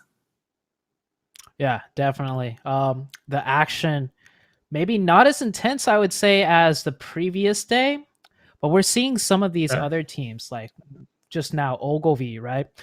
This is what I like to see. The teams that don't have a good first day competing, they come into day 2. Maybe they did some research. Maybe they did some, team talking, collected their nerves, had a better game plan. Whatever the case may be, Ogilvy is that team that is climbing up from the bottom to the top now. And on that note, let's take a look at what the overall rankings are and where Ogilvy have managed to set themselves up in terms of the standings off the back of some pretty solid results. It's definitely impressive, to say the least, on what they've done. Plus Team Ace helping to secure their overall position. Yeah, definitely. And I believe in the standings, which will come up very shortly, Ogilvy, from what I see, actually is in 5th place right now, Imperium. Yeah, 5th place with 62 points. That is quite crazy because we haven't really talked about Ogilvy until today, right? And then out of nowhere, they're sitting at 62 points. So, I mean, hey, whatever Ogilvy is doing, these other teams, maybe they should slide into their DMs, right? Like, how are you guys doing this? So who are you talking to? Here's a here's a stat I want to use to kind of point out how strong it is for Ogilvy to make it up to 5th right now. It's not directly the fact that it's 5th, but they're on 62 points. JCR, the team that are in 17th, and I say 17th because I know it's top 14, but 17th, they haven't played today. They're on 32 points, right? So there's a 30-point gap with still 2 games to go for Ogilvy. So my point is, if they have another 2 solid results, that gap is going to increase to potentially 45, 50. That means JCR, who are in 17th, just JCR, never mind other teams, are going to have to get that many points to technically knock Ogilvy out of the top 14. So that's the cushion that I talk about, right, Zute? That's the kind of, hey, we've created this kind of mountain. The other teams, you're not going to be able to climb up this mountain. So really good stuff from Ogilvy. Yeah, so Ogilvy, one of the teams working up from, maybe even the second page coming into today. So let's take a look at the second page and see which teams still need to do what Ogilvy is doing right now. Have that comeback day with the 2 games that we have left. Easily Warning 6, Godson, and Stray Down a Pal. Those are the 3 that I kind of look at. And with all due, not all due respect to Shine, but I feel like they haven't shined enough, pun intended, to say to me they can pull out those strong results. Prove me wrong, Shine. 110% prove me wrong. But to me right now, I'm looking at it and going, Shine, I don't know if you have what it takes. I know that's harsh, but, I got to put it out there now. Yeah, so Shine, I know you're supposed to be, we're doing like a good cop, bad cop thing. That's and true. I guess I am a bad cop. I'm gonna lay this one on Shine.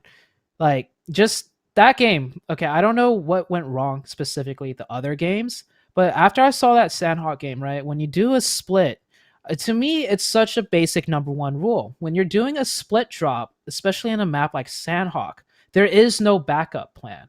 Right? Yeah. You can't just be like, okay, you take this building, I'll take the next one, because there's not a lot of loot on Sandhawk. You're either fighting at a city or you're fighting for that split drop. And the lack of preparation is so evident, the way that they just how to run away with no gun on one person, no armor on another. We saw one player getting heavily separated, and then like 3 minutes into the game, there's Solo hiding on a little watchtower on the edge of zone circle 2. So Yeah. it's just preparation. Shine just needs to be better prepared. Yeah, I couldn't have said that better myself. And there's always hope. There's always a chance. And as I say, 110% prove us wrong, Shine. But we're going to be going into Miramar pretty damn soon. It is a completely different beast, and I think there's more freedom to pull out kind of split drops without getting punished. So if Shine all to go for that, it might work out for them. But we'll have to wait and see, because we're going to be starting this game very, very soon. Let's get hunkered up. Let's have a look at that beautiful plane crossing the desert terrain of Miramar. Yeah, beautiful plane indeed, but the plane path could be a little bit better. Luckily, it does stretch from the north down to the south, so there will be a nice, split of players that want to get a northern drop or a southern drop, but the east side is a little bit lacking. So any teams that usually loot more towards the east side, they will have to go for those vehicles, which is always potentially risky because you never know which other team might be going for the same exact vehicles. Ogilvy's gone to ruins, which is pretty good, because not only are they out of sight, out of mind for most of the teams, but they've dropped early, so they're going to be able to loot early. And even if that phase 1 circle is like southeast, they'll be able to start rotating a little bit earlier. So I really like that from the side of Ogilvy. Godson, who normally like to drop an Impala, I don't know if they're going for a secondary drop or if they're going to grab vehicles and then make their way into Impala. If they do, that looting time is going to be somewhat not cut down but delayed, so they'll have to consider that when it comes to this phase 1. Yeah, so for the teams going towards the east, that first circle, they're really going to have to pay attention to the fact that they're taking longer to loot because they're taking longer to get there. And then, this first circle, though, definitely favoring Godsent, right? The circle could have gone northwest, which would have meant Godsent has to drive all the way back. But this circle, down towards the south, centralized around Los Leones, it's a very good circle. Most teams should be familiar with what terrain is able to be played and what compounds are strong here. But Godplay and Dior in a 4v4. Or, sorry, in a 3v4. Godplay with only 3 members. Cool. We'll pretend you didn't say that, Kappa. No. It's Monte Nuevo. I actually think it's one of the trickier cities to maneuver because there's more roads that are cutting off the different areas in Monte Nuevo. So it kind of feels like when you land and loot up an area of Monte Nuevo, you're kind of more locked into that area. And if you have another team dropping with you, moving to another area is a little bit more challenging. So, when you have a team dropping on you, where you choose to drop, I think, is a very big indication of how you're going to come out on top. And Chanel sees the third party. What a beautiful jump shot knock onto Nesquik. That was tasty. That was tastier than a bowl of Nesquik. Yeah, Chanel definitely picking that one up in quite the fashion.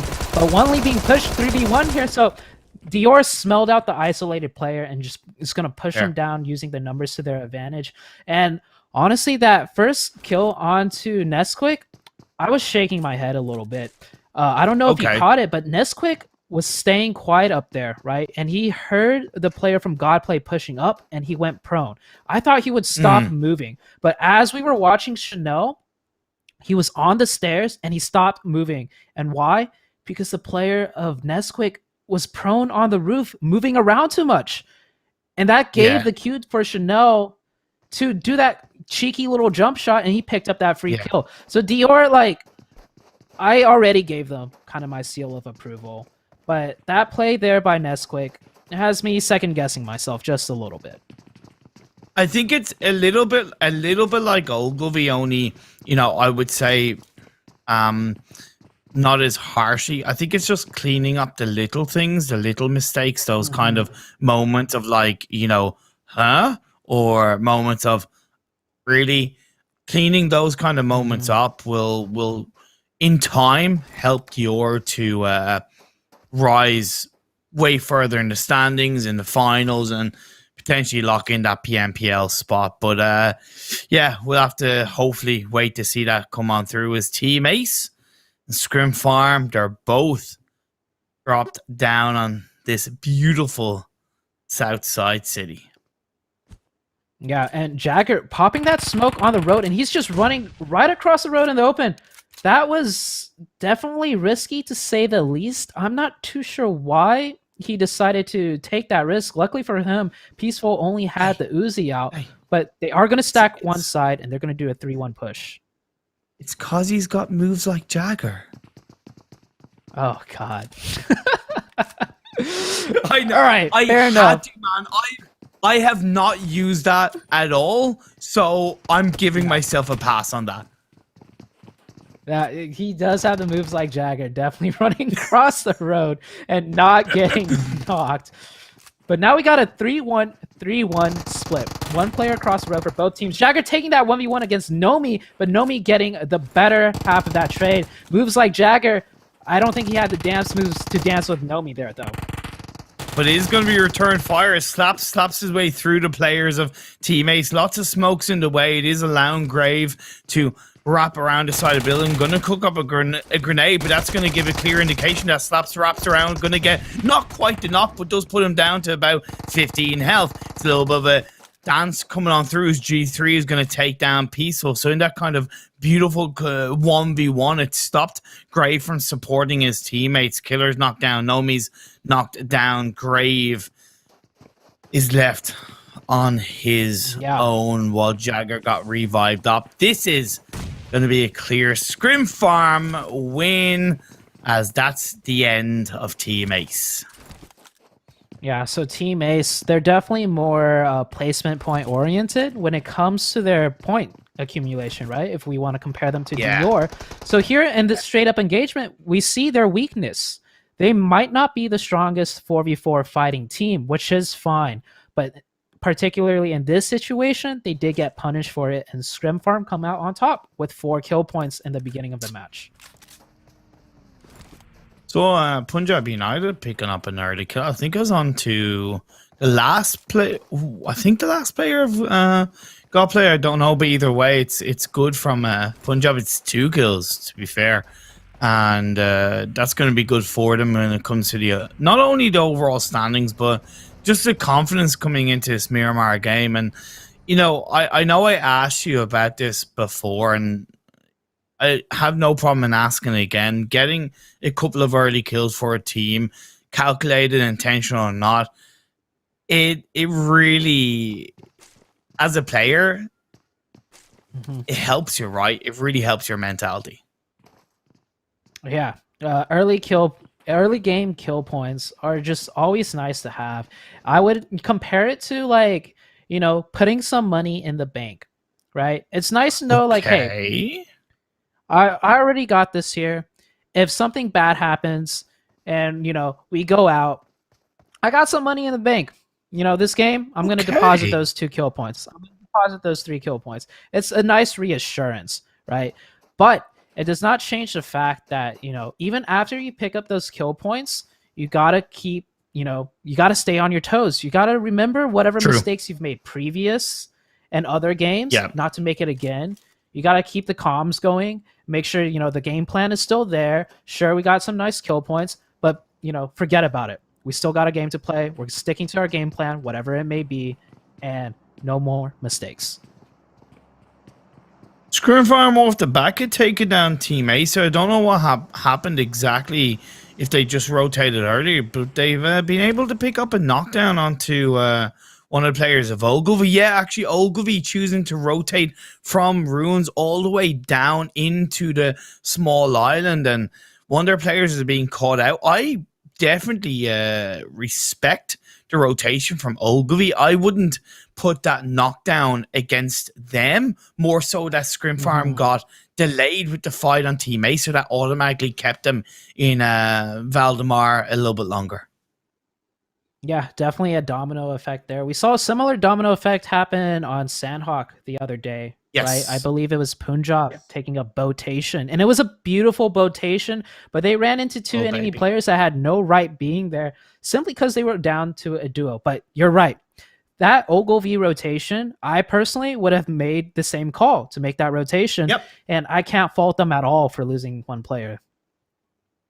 So phase two shifted down south, which isn't really too bad, not only for Ogilvy, but I would say for quite a good few of these teams. I have no problem with this phase two circle. I suppose the only fear is that Los Leones is still in play, and that's a very tricky city to navigate around between rotations and positions. But other than that, it's a good phase two.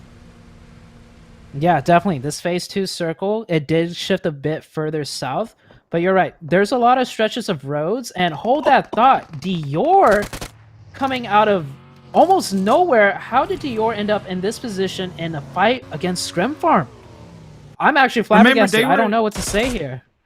As far as I know, they were in Monte Nuevo. They went down towards the Yeah. coastline, and again, domino effect. Scrim Farm moved on towards the upper hills of Mina, of Valdemar, and up to the hills, and they've been able to catch out Dior. It's Scrim Farm are farming the kills in the early game in Miramar.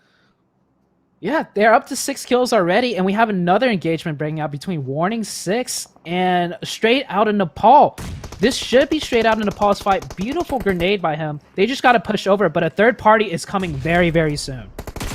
I actually think Punjab helped Straight Out of Nepal by getting that first knockdown on the Warning 6, but Straight Out of Nepal, credit to them, they're not getting tunnel vision by that knockdown onto Warning 6, but a man who stayed across the road while the three players of Punjab United pushing on the side had been able to get a knockdown onto one of the Straight Out of Nepal players. Great positioning by the side of Punjab United. Grenade is going to be fired up by Nimbu, not quite getting the knockdown onto Prazamp, but it is going to put him down to less than half health and force him to stop where he is and get that first aid off, allowing this side of Punjab to push in a bit more aggressively.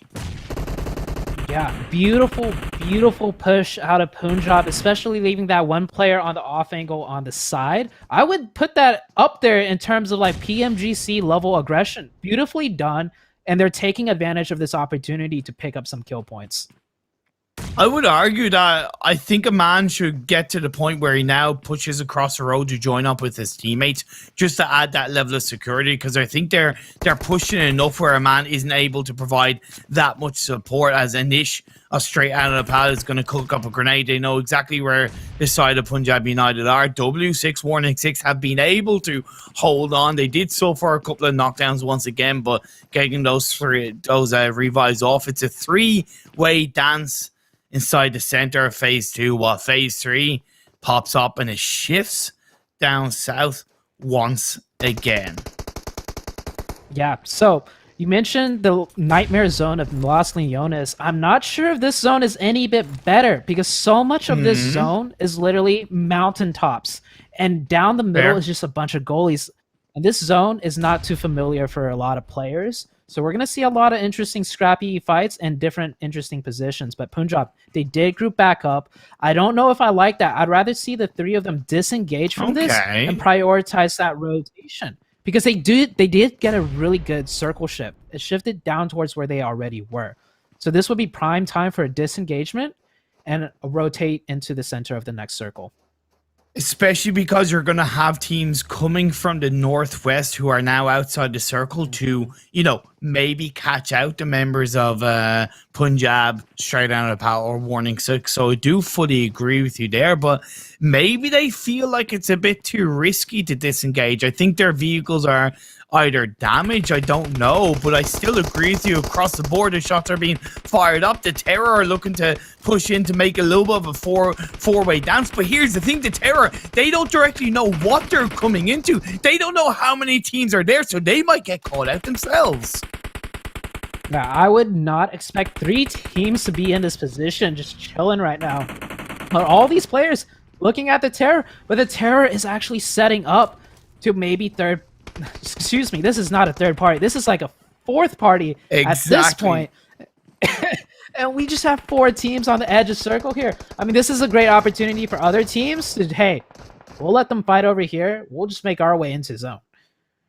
And credit to Punjab, they heard the vehicles on the rotations from the terror, so they pushed back on the outside of that building where they can get the low ground. They protect it from straight out of Pal, and they can get the sidelines onto the terror, and they're reacting to it extremely well, while Warning 6 and straight out of Pal are kind of firing at each other. So that's really good from Punjab. Yeah, this is... we got 4 teams here, right? We don't even know where right? all the other teams are. And this is the edge of zone on like the 3rd circle going into oh sorry, this is the 4th circle, I think, going into the 5th. This is okay. Once the circle shifts off them, right, it's gonna be just mutual destruction. I think the team in the best position here is actually Warning 6 on the north side. Yeah, they could take the cars and dip around out through the north at any time they choose. But straight out of Nepal and Punjab, they're kind of deadlocked into this fight right now. Can I just say, 42 players left in the lobby. This is 10 of them in one small area. Never mind the terror. That's 10 out of the 42 players are huddled inside that tiny area. The circle shifts up the side of north, and you got to feel for the teams down south. They were thinking, hey, this is good, and instantly the blanket is pulled away. Yeah, but tell you which teams are feeling good. Punjab, Warning 6, straight out of Nepal, and Team Terror. I bet you the whole entire time on their comms, right, since they're not going into a full engagement, they're like, how are we going to rotate out of this? How are we going to rotate out of this? That circle pops up, and they're just like, okay, I guess we're stuck here for another circle, guys. We'll just see what happens the next circle. But you can see, like, Punjab, they're not even looking at straight out of Nepal. They've accepted the fact that they're going to share this building, and they're just looking elsewhere to shoot at other teams at this point.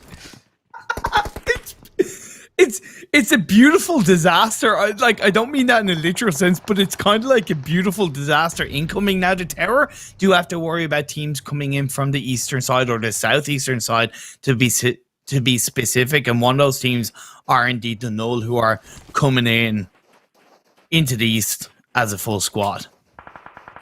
Yeah, so Null here, they're pressed upon Team Terror. They do have some spacing further up north on the east. If they want to do like an engagement with Team Terror, they could find an off angle. But this is always risky because further north, you don't know which other team is set up there, and you might just get shot in the side. So Null playing it slow. They do have circle, right? So they could just chill here, wait for the circle shift, wait for the teams to leave, and then take a different engagement later on that they feel more comfortable with. This is such a crazy Miramar game, just based on the fact that like 14 players inside that one small area, and I'm joining Terror in that because of the circle still shifting in all these teams' directions. But here's the thing. None of the other teams in the lobby know this, so they don't know, what's going on. So there could be a little bit of confusion going, hey, why is this area so free, right? Why am I allowed to rotate like this? But hey, if you're able to capture it, you're able to capture it. Yeah, Hometown actually pressing in right between Godsent and Null here. They're going straight into a meat grinder. We see Hayes already knocked, and both the Null team and Godsent is pressing in. Yeah. There goes out Harsh, and that is the Hometown team. But one of Null players gets knocked to Godsent. Yeah, Godsent looking to try and capitalize off that, and that's very opportunistic from Godsent. They will still have to be careful about it, and it looks like they don't want to push it. I don't know if they're aware of the fact that there is the tower kind of on a higher position ready to third party them, so they don't want to be the third party team. They want to be the team that third parties everybody else. And Gil comes in to take down Slapped, who are looking to join the party as well. This is crazy. Yeah, Godsent, they are going to take this opportunity and make this push. I definitely don't think this is a bad idea, but they have to do this correctly.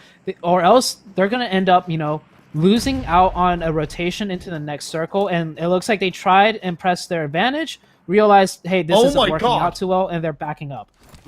Yeah. Sute, That's very rare. That is very rare.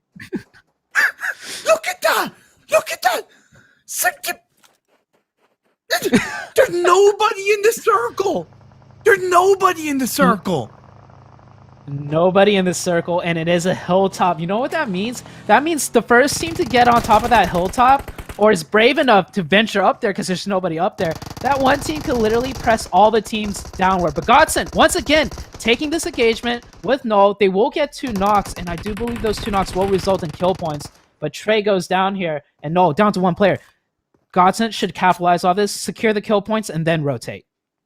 Yeah, go for it. Don't go for the revive on Trey. Jag, get in the vehicle, join back up. What's the miscommunication? I know the blue zone's closing in, but you got to think about it. Okay, it's too little too late. Let Trey die, move into the circle as a 3-man team. I can appreciate that, Godson, but I want to see more aggression from you. I know how good you are as a team in Miramar, but you just left it a little bit too late to take that fight. Moving on over. So many teams are going to be rotating, and we see this fight going down still between Punjab United, Straight Out of Pal, and W6. It seems like Straight Out of Pal did get 2 kills onto the warning 6 players. Yeah, and one of the players of Punjab did manage to disengage and find his position in the circle, but the other 3 riding in this truck, they are going to be shot up by Straight Out Nepal, and this was the worry the whole entire time because they're deadlocked, stuck on each other. They will lose 1 player. The others do make it to safety, though, it seems.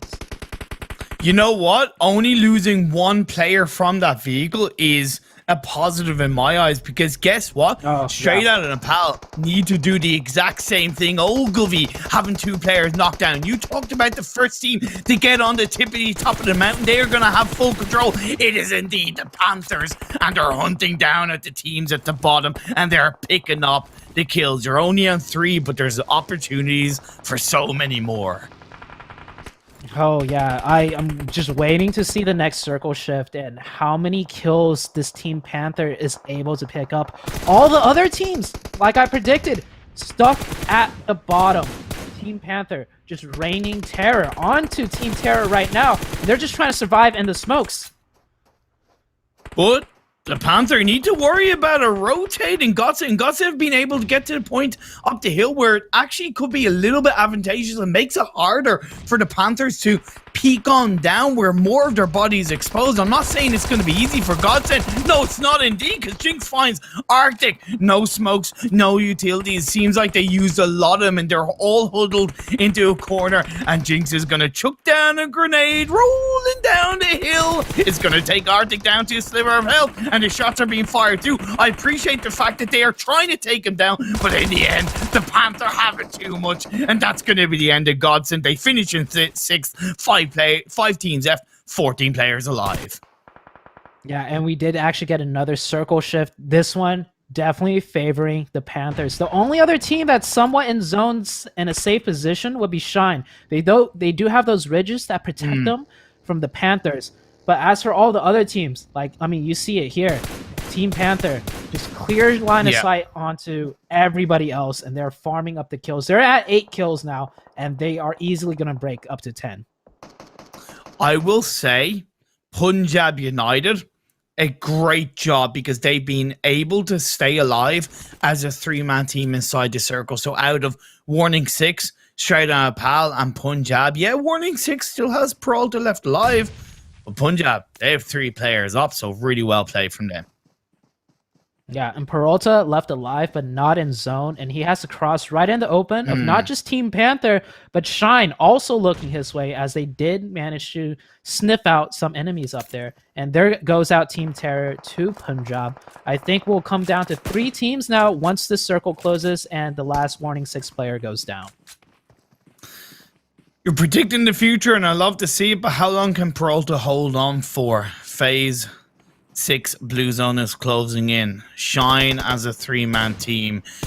The side of the Panthers up as a full squad, and Punjab United up as a 3-man team. But here's the thing for the Panthers. They may have a full squad, but depending on how the circle shifts, if they have to go down the hill, they could get pinched by both the teams either side of them, but they're helping each other. You know why? Because they're rotating down the side where they're not affected by the shine. They can focus on the Punjab United. They've gotten 2 knockdowns. They don't exactly know how many players are left, but they are looking to be aggressive and pick up all the kills needed. A man is most likely going to get taken out. We see Oscar is going for the revive, but this is beautiful by the side of the Panthers. Oh yeah, I love how proactive the Panthers are right now. They have a strong position in zone. They have the circle. It hasn't shifted yet, but they're still pushing their advantage to get those knocks on Punjab, and they're pressing closer. Wipe out this team early on, so no matter where the circle goes next, they already have a side cleared out for themselves, giving them more control and more territory on top of Shine. Oh, once again, the knocks fly through and Punjab can't seem to catch a break. But it's no doubt because they're all hunkered behind a tiny rock. Another Molotov, another grenade, and that's the end of Punjab United. 2 teams left. Shine going up against the side of the Panthers. Light with the VSS at this stage of the game. You can respect it, but I don't know if it's going to work for him at this stage of the game. Savage just find one player Shine to confirm that kill, and it's just Soonfang and Light left standing. The high ground, the circle, is in the favor of Team Panthers, and I will bet your bottom dollar that this is going to be a Team Panthers game for the winning. They deserve this game. They were the first team to make it on top of the hill, and they have full taking advantage. 13 kills so far in this game. If they can win Do you know what that they're means? going to grab 15 kills. 15 kills and a chicken dinner, breaking the 30-point mark. The first team that will hit 30 points will be on the side of Team Panther. And here it comes. Ooh. Oh, maybe not yet. Don't count your chickens. Soonfang trying to hold on as long as he could, but at the end, Team Panthers finish it out, and you said it yourself. They get 15 kills, they get 15 placement points, and they have been the first team in the PMCO NA Spring Split to break that 30-point mark in a game. Oh, absolutely beautiful. I love the fact the Panthers took advantage of the fact that there was nobody on top of the circle, on top of that mountain. And I'll tell you one thing, if I was playing, I would have been way more cautious and might have not ventured up there at all. Because in my head, there has to be a team up there. But hey, the Panthers, they're not scared. They took a chance, maybe sent one scout up there, saw it was clear. Instantly, everybody else up there, and man, did it pay off. 15 kills, a chicken dinner, 30 points in one game. First team to do it. Kudos to Panthers, man. Great performance by them. Wow. But one thing, Shine. I was harping on Shine last game, right? Sandhawk did not have an impressive performance at all. This time around, picking up 4 kills in his second place, they're back on path to making it through to the next stage. They need to keep this consistency up. I'm not saying they need to get second place every time, but this is a good start. Hopefully they turn it around from here on out.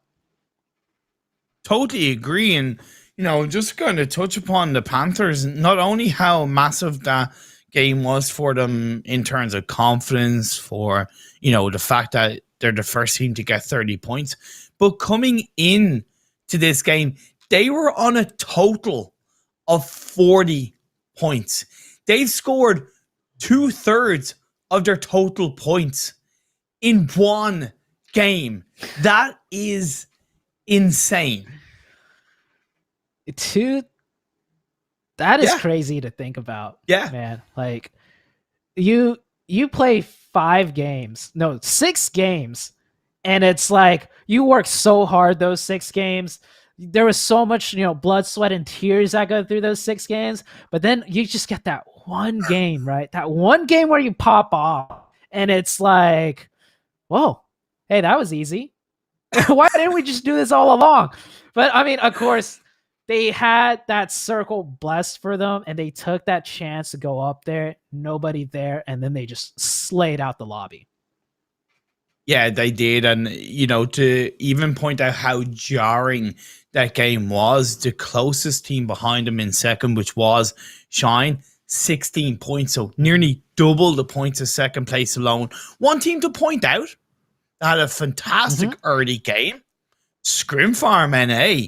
They got 8 kills, only 1 placement point, but those early kills, hey, you take those. You take Yeah. those. Yeah, so with 8 kill points and 1 placement point, 9 points, right? 9 points to me is a decent, good average. You want to look to It average is. around that. Yeah. And 10 points, honestly, is a cushion average, I would say. If you get 10 points each game, you're going to put yourself in a good spot to get to the next round. And yeah, 1 placement point, I forgive them for that because we saw how many teams rotated by down their side that they were forced to fight and pick up a kill point here and there. And so a lot of these teams got ahead of Scrim Farm, right? So maybe on that last rotation coming in, there was just too many teams they had to fight through, and so they went out pretty early. Talking about rotating, one team that, and I'm saying it now because I really think it's a pattern that heavily, and I mean heavily, needs to reevaluate how they rotate in these games, is Hometown. In this game, I could possibly forgive them because of the craziness of the circles, but it is getting to a point where I've seen it in game after game after game where they are not making the right rotational decisions. And I'm sure you can definitely give them advice on that. Like, what would you say to Hometown now to improve on their rotations?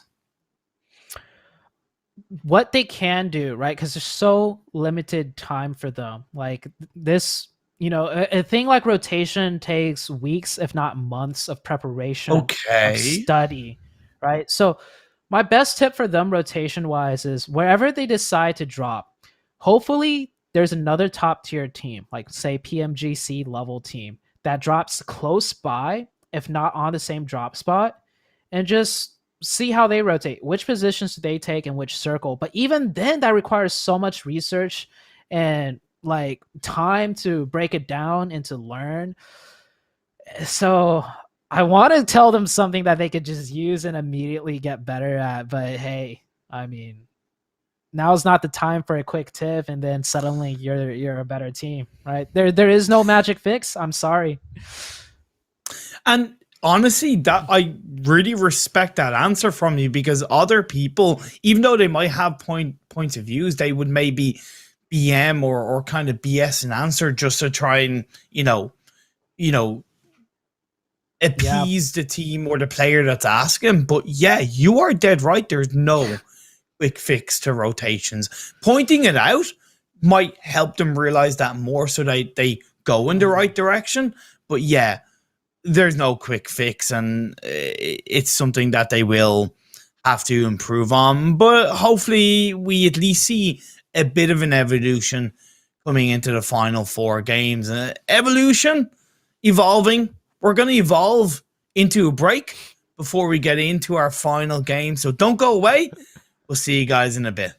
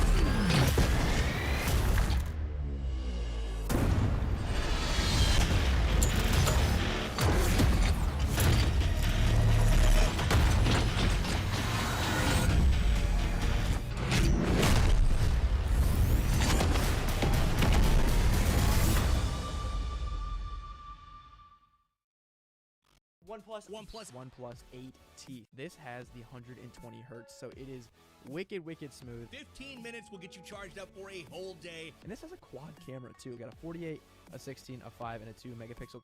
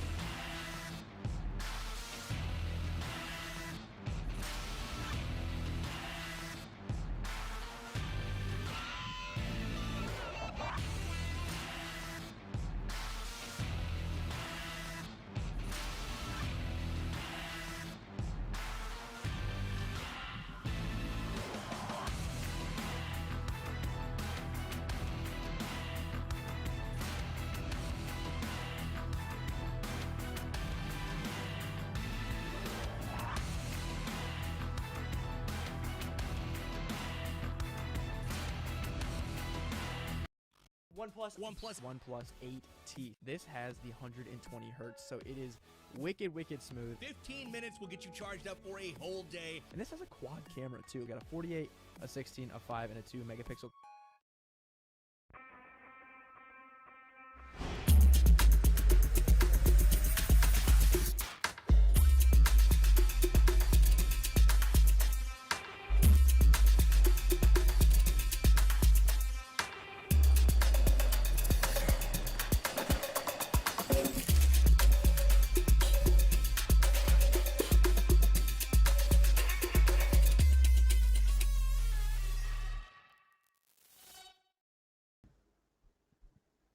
Welcome back to the PMCO 2021 Spring Split North America day number 3. Talking about 3, we've been 3 games down. We have 1 more to go. Group A and Group C have been battling it out. And I really think, because I'm looking at the time, by the way, Zutane, and we kind of commented on that, you know, I've been looking at the time going, we're in game 3 already. These games have been, in whatever, have just gone by so fast. Yeah, I think it definitely has to do with the fact that we're a couple days in now, right? And the teams are just ramping it up little by little as they're getting more and more comfortable, as they're realizing what they need to accomplish. And speaking about what they need to accomplish, right? Ogilvy shooting up there. And also Punjab. I'll touch on Punjab a little bit later, but they're also one of the teams sneaking their way up there just like Ogilvy is, but not in as big of a fashion. No, definitely not. Let's take a look at the overall standings to see where these teams are lying. Obviously, Team Ace and Dior clearly in the top 2 because I've had 3 extra games in segment X. But, you know, you mentioned Ogilvy and Punjab. Real quick, the Panthers in 4th on 70 points. I know that, again, they got 30 of those in the last game. However, it does speak volumes in the overall standings. Yeah, so the Panthers, we've seen multiple shines of brightness from them. Every time the camera's on them, we see something we like, right? So I think that last game, they just had the circles line up for them. They just locked it down correctly, and it shows that they could really capitalize off given a circle blessing. And that's how they pick up the first team to pick up 30 points in one game. Oh man. Warning 6 are in 15th. By no means safe because we know quite a good few teams in the bottom 16 as we'll move over, you know, have those extra games, but at least they've shown what they, I wouldn't say can do, but come on, like a slowly trickling piece of honey or whatever, you can get up there into the top 14. Yeah, and it's not just Warning 6. So many of these teams are all, their performance, you know, is kind of similar to Warning 6. So they're all kind of in the same area of like, I think we're getting the hang of things, but then some mistake happens or some circle kind of throws them off their groove. And then they're like, you know, going back into that little slump. So they're constantly hovering around the qualifying point, right? So if you ask me, at some point, hopefully, they will just get a really, really nice circle shift. We talked about it a little bit before we headed into the break. Like, Zute, do you have any tips for these teams? What's the magic fix? Oh, here's your magic fix. Pray to the circle gods, and maybe they'll listen. That's the only magic that can happen right now, and it is on the circle gods themselves. Let's say you know, just take a moment of silence to thank our Lord and Savior, Pubg Mobile gods up in the high heavens of the battlegrounds, and let's see if they can bless these teams in the lobby with a fantastic amount of circles in game 4. Amen. I don't know if it'll work, Zute, but I hope the teams appreciate the effort. Yeah, so like the teams that really need it are the teams we're looking at right now, the bottom half of the table, right? All of these teams, they have what it takes, but obviously there's too many slip ups that we're 7 games in. They're going into their 8th one, and they I need know. a little bit more help. And the only help that's left that can really help them would be the Circle God. Yeah, and it's and as well as that, outside of the whole, praying to the circle gods, they do have that one more game, and outside of that, the best thing they can hope for is in tomorrow's games, the teams that are down at the bottom of the standings below them slip up massively. And, a question that I do want to put to you when you're in this kind of PMCO or even the PMWL, PMGC stage, where you might not be playing on one of the days and you've played a couple of extra games, how hard is it on you mentally as a player to know that your finishing position is completely, and I mean like completely out of your control? Oh, I mean, I was there, right? In Dubai, we were trying to make top 16 to get into the finals, and unfortunately, we did not make it. But the feeling of just having to watch, the other teams play, and at that point, you're not even paying attention to the top teams anymore. You're literally looking at the few teams below you that you're contesting in terms of points and just wishing they do bad. Everyone else, like 4EM popping off, I don't care anymore.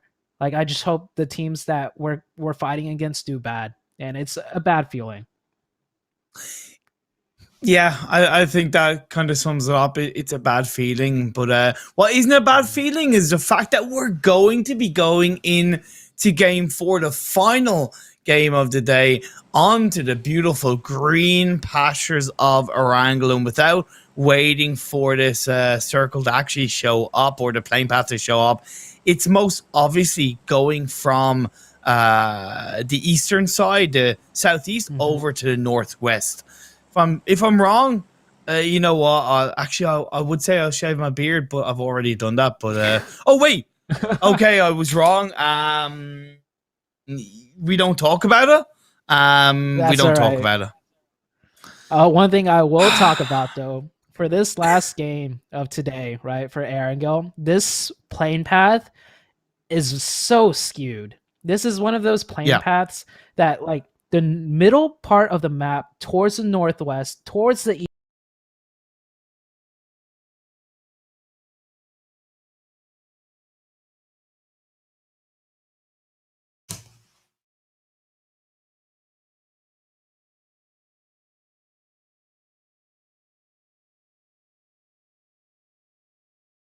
Yeah, and for Dior, you have Zarki in play. Dior have dropped in Zarki, which is obviously a little bit more passive in terms of drop spot, but it does make sense and allows him a lot of freedom to rotate around the eastern side of this, or the north of the river, should I say. But phase 1 has popped up, and my lord, what a phase 1. Are we finally going to see that golden military island circle? Based on the games that we've had, I have no doubt that that could be the case. But the thing is, how are these teams going to react? Zute, that phase 1 circle, here. It was painful. Yeah, so sorry, I had a slight disconnect, but imagine the joy on my face. So a slight disconnect, right? I come back, my screen's frozen, it jumps back, I'm watching the game, and I see the circle, and I'm just like, happy days. Yeah, we are getting that military circle. No, okay, no. So don't play with my heart like that, Zute. Don't play with my heart like that, please, because I want it to be a military island circle, but, what if it's not? What if it's not a military circle? How am I going to deal with that? But No. It's even better that way, right? That's when we see a lot of teams make their... Look at this. So many teams already making their way into Military Island.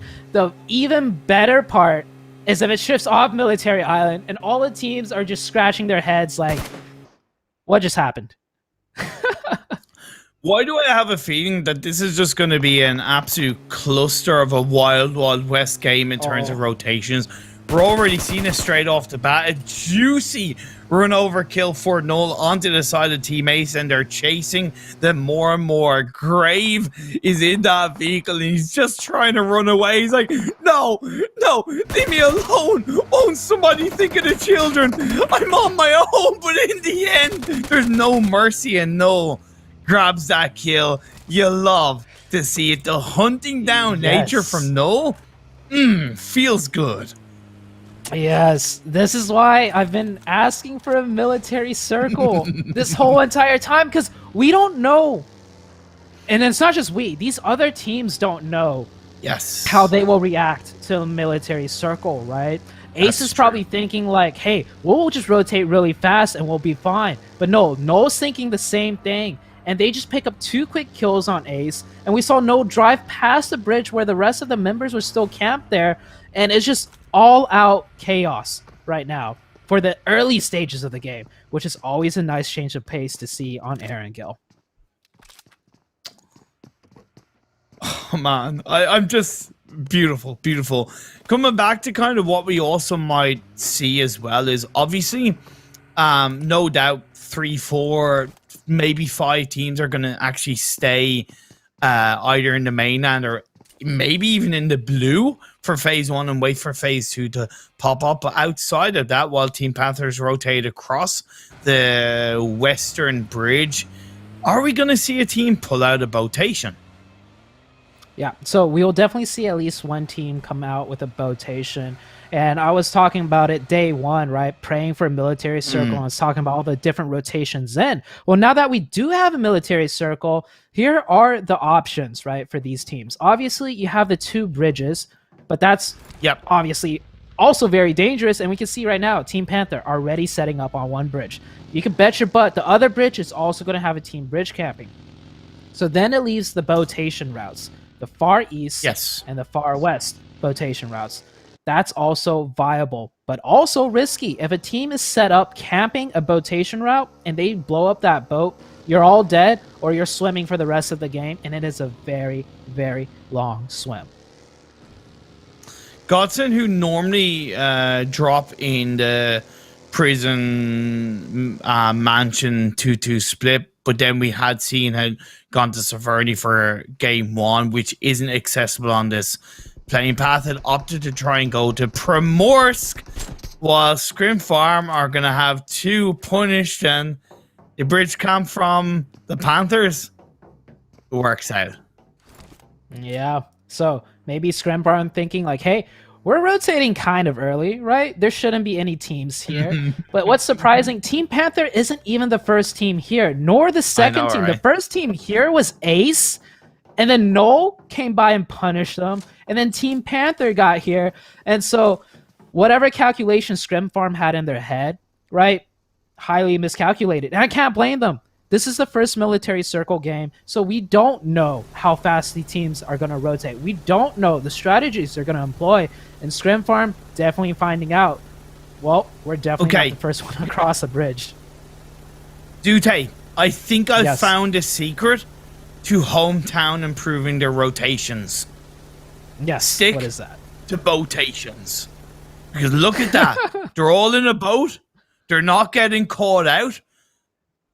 Happy days. Hey, I'm genuinely, memeing aside, I'm really happy that they are the team that have gone for a botation, because it does take a bit of thought to pull that out, bit of confidence as well. Based on what we've seen, I didn't think they'd have that, but they're showing it, so I'm really happy. And if there's one team I want to see get a really good result, it is them based on that botation. Yeah, so fingers crossed for them, right? I've seen botations go really bad, so not to be devil's advocate, but speaking of which, Null trying to come in and control this bridge themselves, and they'll get into a fight with the Panthers. 1 knock on each side. This might end up in a stalemate as both teams are going for the reset on both knock players. But the Panthers!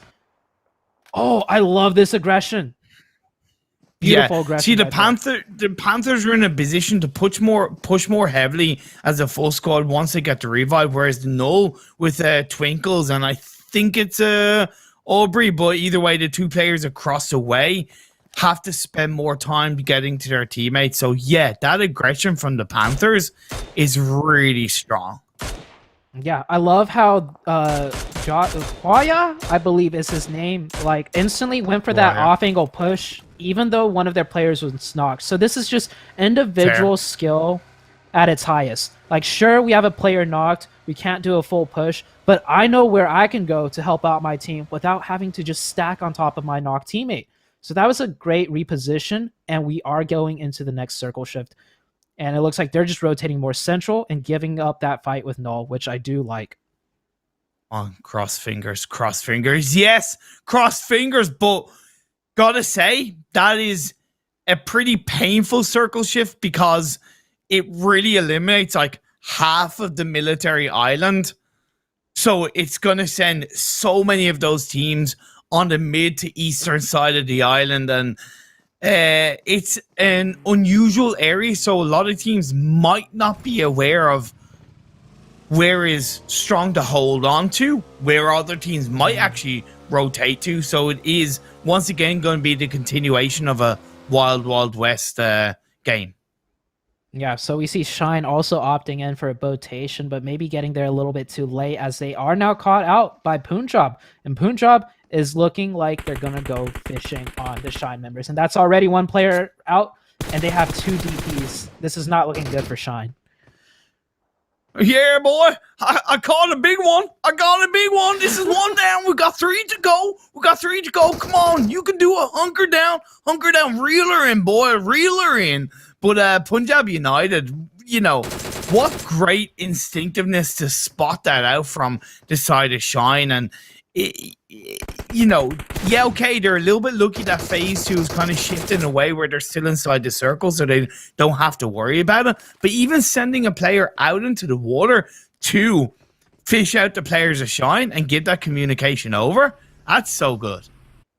Yeah, and we actually see one of the Punjab players taking a boat. I wonder if he's going to pick up one of his teammates and drive back into Shine to really, you know, enhance the fishing experience, right? Not only are they going to be fishing from the land, but now they got a boat. It looks like all 4 players just enjoying a great time at the expense of Shine, unfortunately. Like, personally, I'm not a fan of fishing. I think it's super boring. But if there's any kind of fishing I wouldn't mind doing, it's that kind of in-game fishing, because it always feels good because you... Oh, no, don't crash your boat. Oh, Joe, I was so worried for Punjab. I was like, don't crash it. Don't crash it. But, yeah, because you know you have control of your opponents, and that was so good from Punjab. However, because of rotation in phase 2 is pretty late and that eastern shift, they could still get heavily caught out coming into the mainland. And this is hometown, so their rotation did pay off. They managed to get onto land. The only issue is there's a team in front of them, and they have no access to vehicles. And no, maybe they're playing more comfortably because of the early kills they picked up, but it looks like they're trying to press onto hometown, but Twinkle's almost going down there, getting a little bit too greedy with that push there. You mentioned a really good point, the lack of vehicles. I think that is going to force hometown to be a little bit more aggressive. And I don't mind that, because if there's one thing that outside of hometown lacking in rotations, they haven't been afraid to push in on a fight. They are getting third party, I think, by Ogilvy in the sidelines. So that's really hurtful for Nolan, even for hometown as well. So it is going to stop them from engaging forward. Next phase, though, is about to pop up. And wow, it just centers down a hardship south. Oh man, I think I've been blessed by this casting opportunity because I get to cast some of the craziest circles ever. And there's already 3 teams down here. And there's rotations coming in from the south that hometown might actually look to find. Team Terra coming in from the southeast side. If hometown just turn around, they should be able to spot it out. And yes, they do spot it out. They should focus fire this together. And okay, I'm just gonna go quiet and let the scene play out. Oh, hello, darkness, my old friend, Team Terror. Your time has come. In the end, yes, you may still be in the circle, but guess what? You're stranded out in the open water, and oh, this is like reason 9,000 why I love PUBG Mobile, Zute. And once again, welcome to the world of casting. Oh yeah, this is great. This is great. I'm so happy I don't have to be the one playing in a circle shift like this. Absolutely wild. Ogilvy now with a DP, just laying it out. Does manage to catch one of the Panther. It's actually level X fighting up there with the Panthers, and the Panthers lose one there. On a little bit of a serious note, you know, there is still a couple of solid positions to play around. You have the radio tower, the massive high ground radio tower and the hills around that. They are pretty accessible. Of course, this kind of circle is super unusual, so it's going to be very, very tricky pushing in and not only controlling it, but even getting there in the first place. On the teams in the West, they can play around the playing area in terms of a rotation, right? You know, the wall side, you can even come in through the underground shelter part. But yeah, this kind of circle on the more serious note, I really do feel for the teams, and whoever comes out on top, they definitely will kind of deserve the chicken dinner. Yeah, and vehicles definitely a commodity that's needed right now. We saw Nimbu just sneak on out there, picking up I think the only vehicle that Punjab now have. So that was definitely worth the risk. We saw him crouch his way over to the vehicle, just like, please don't see me, please don't see me. But now Punjab have a vehicle, and they are in the next zone, so they are chilling. And something we didn't catch off stream, but Godson and Ace, they took that western bridge, and they managed to go take the bridge in the blue zone. So they are somewhere on the military island. So there are many teams that did make their way onto military island unscathed. But this circle, man, this is when things get a little bit tricky for a lot of teams. And we're also going into the next shift here. I like that for Morning 6, like I said, using the high ground of a radio tower and the hills around it. The circle does go to the west, and to be fair, I think for the most part, teams will be pretty happy with that because it's eliminated a lot of the water. Of course, Hometown, Null, and Ogilvy will be a little bit disappointed with that shift, but all things considered, the teams that are already on the west and up north, they won't be disappointed with that. And we just saw Punjab continuing their fishing trip, right? First, they fished up, you know, some of the Shine members, and then they just took out some of the Straight Out and Nepal members, just fishing. I think they have like 7 kills fishing alone. And one thing I want to bring up, on the very, very southern tip of the zone, there's a small island that's in circle. And I want to see if Team Terror end up getting on top of that island and maybe making use of it. I don't even know if that's a good spot or not, because zones don't end up over here very often. No, but it could be level 9 billion play coming out from Team Terror. Hell, they could even be forced to pull that off. Marvin from Null, who are still up as a full squad. Ogilvy were behind them, but they actually wrapped around ahead of them, and I appreciate that, you know, that level of risk from Ogilvy. Yeah, they had maybe been able to gather a bit of information, but like I said, with these kind of unusual circles, you are still going in relatively blind, entering into a position of the unknown. So fair play to Ogilvy. Yeah, Team Terror actually going to try and get up on the main island, but they're being shot at by Ogilvy, and Hometown may or may not know of their position. We saw Hometown shooting at them earlier, so they should keep in the back of their head, hey, there's a team out there swimming at sea, and they're going to come up at some point of the island. So they need to be aware of that. And Level X taking out Dior, that was coming in from the north. I think that's Dior just completely wiped out.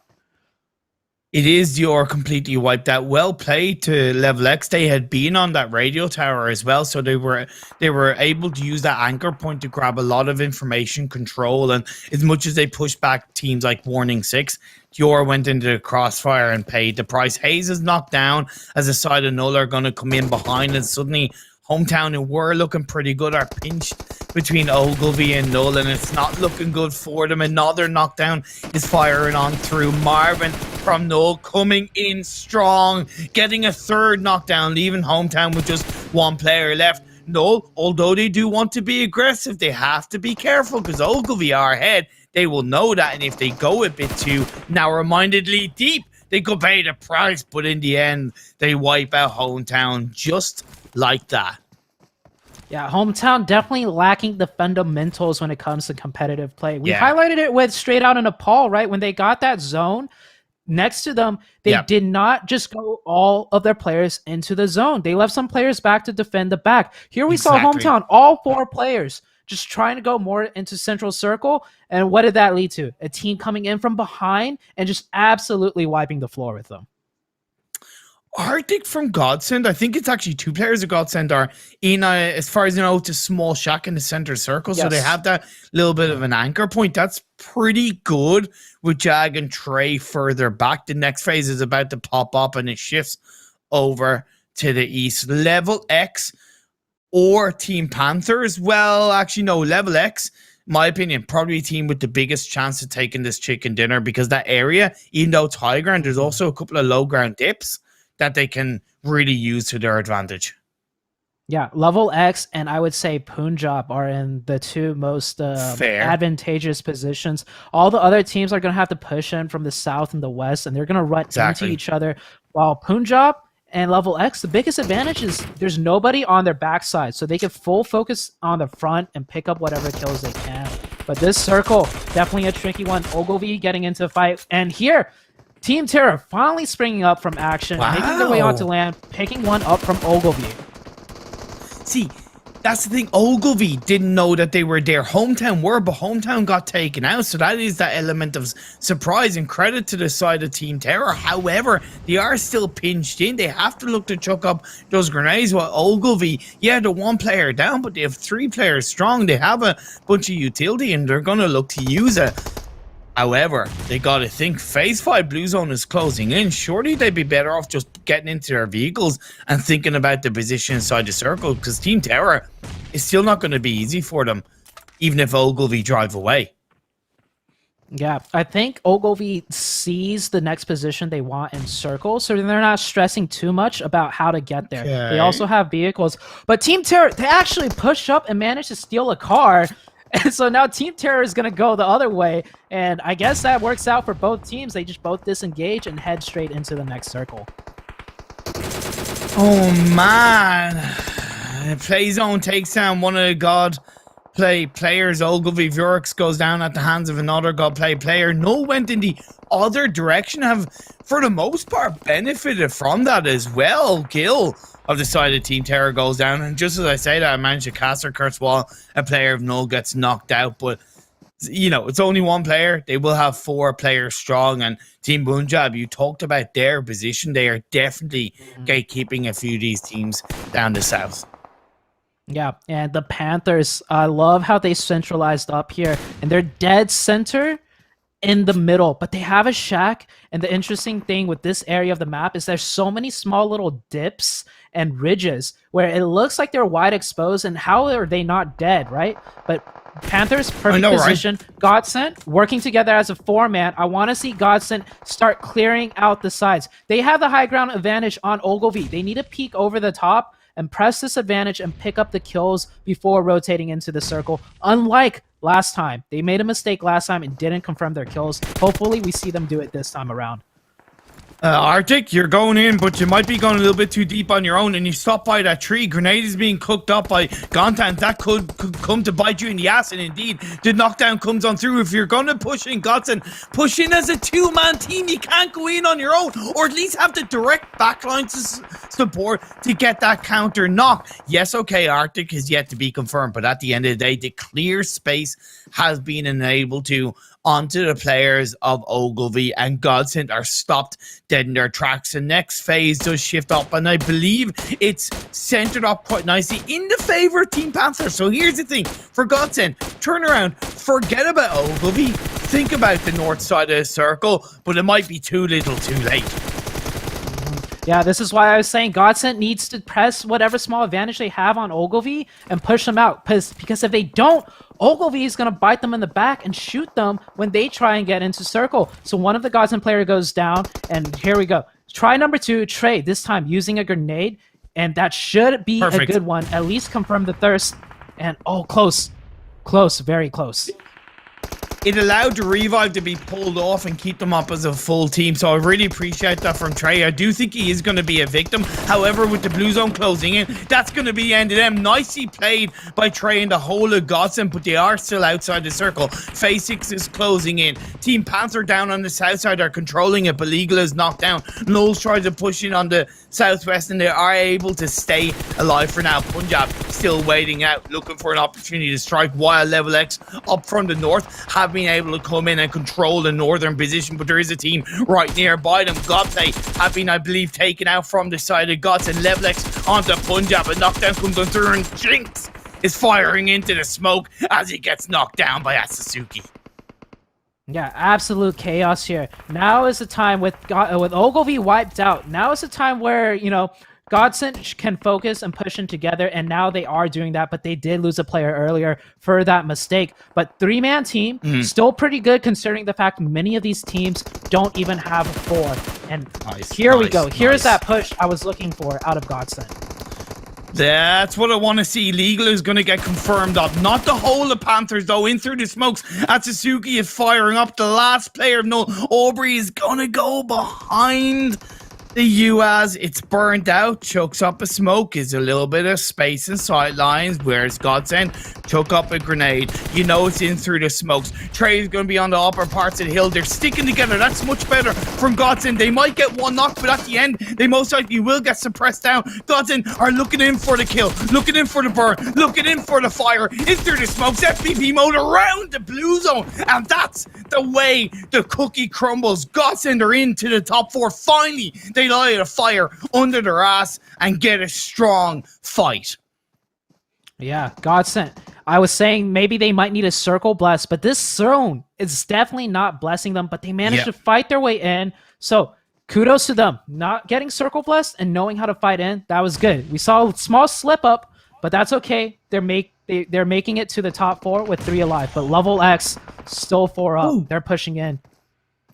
Level X actually wrapped around down on the lower ground, southeast side. They're pushing in aggressively. That's really well played because they know where Punjab is. Jag is going to fire up onto Chanu. All the while, Punjab are trying to protect themselves against Warning 6. This is really well played by Level X. I don't know if it's going to work out, but when you're talking about aggression, when you're talking about the ability to put a game in your control, it's really well played by Level X. They didn't necessarily know how many players were there, but taking a risk.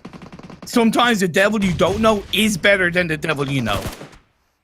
Yeah, so they're basically looking at the terrain and trying to do the same thing Godsend did, and this time sweeping just like the same way. Unfortunately, 2 of their members get taken down on the push, and I think we're down to a 2v3.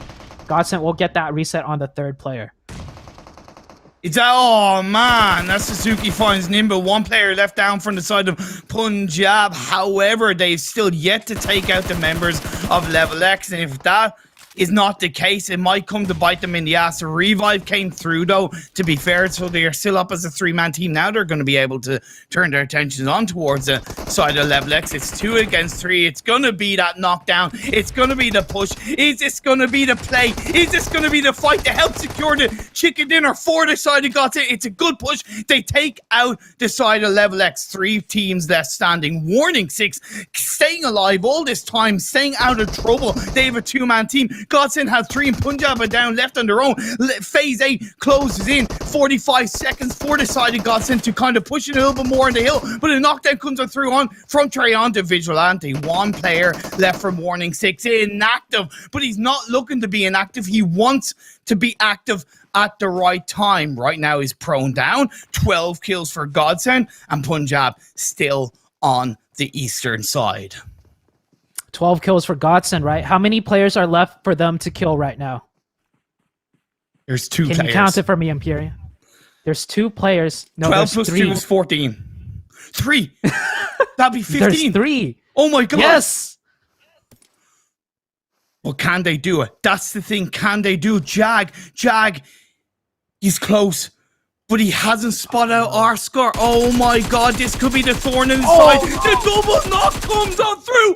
Oh my god. Punjab United have simply, from 1 clip wiped away the chances of Godsend of confidently taking this chicken dinner. However, with the noise made out in the open, warning 6 could come out. The squad wiper of the M249, warning 6, pick it on up. 1v2, Godsend against W6, warning 6, sending a warning with those shots. That's Suzuki behind the tree. He's gonna go down to 5 health. He's gonna get one knockdown. Is he gonna clutch it on up while the blue zone comes in? Not enough. A warning 6. Take the chicken dinner in a wrangle.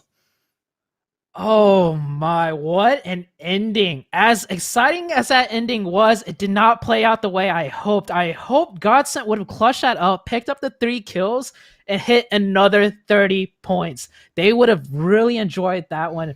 But oh, that snake, oh my gosh, that one clip, he wasn't even meaning to shoot the player in the back, but it just so happened that the Godsend players lined up and it was a 1 for 2. Oh my gosh, what an exciting ending. Military Island Circle. I think that's no better way to sum it up. Military Island Circle. Like,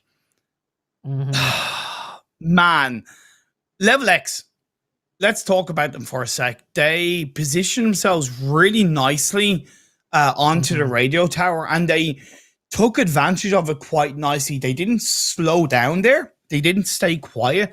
They genuinely got squad wipe onto Dior. They pushed down. They got a couple of kills along the way, and they were on the high ground, I think, on phase 6 or phase 7, and it is very risky being on the high ground in that kind of stage of the game. So I really respect that they did go for that push down on towards the southeast side, which was low ground. But because of lack of information, it was a lot harder for them to deal with. Yeah, so it's at least they had a play in mind, right? We can see exactly their play was, we're going to sweep down low and wipe out the team there, and then we'll take their position and finish out the rest of the game. There was a second option where they could just go in straight. Sure, they would have the fight warning 6 and get shot at Punjab or get shot by Punjab, which is why I think they tried doing the sweeping thing.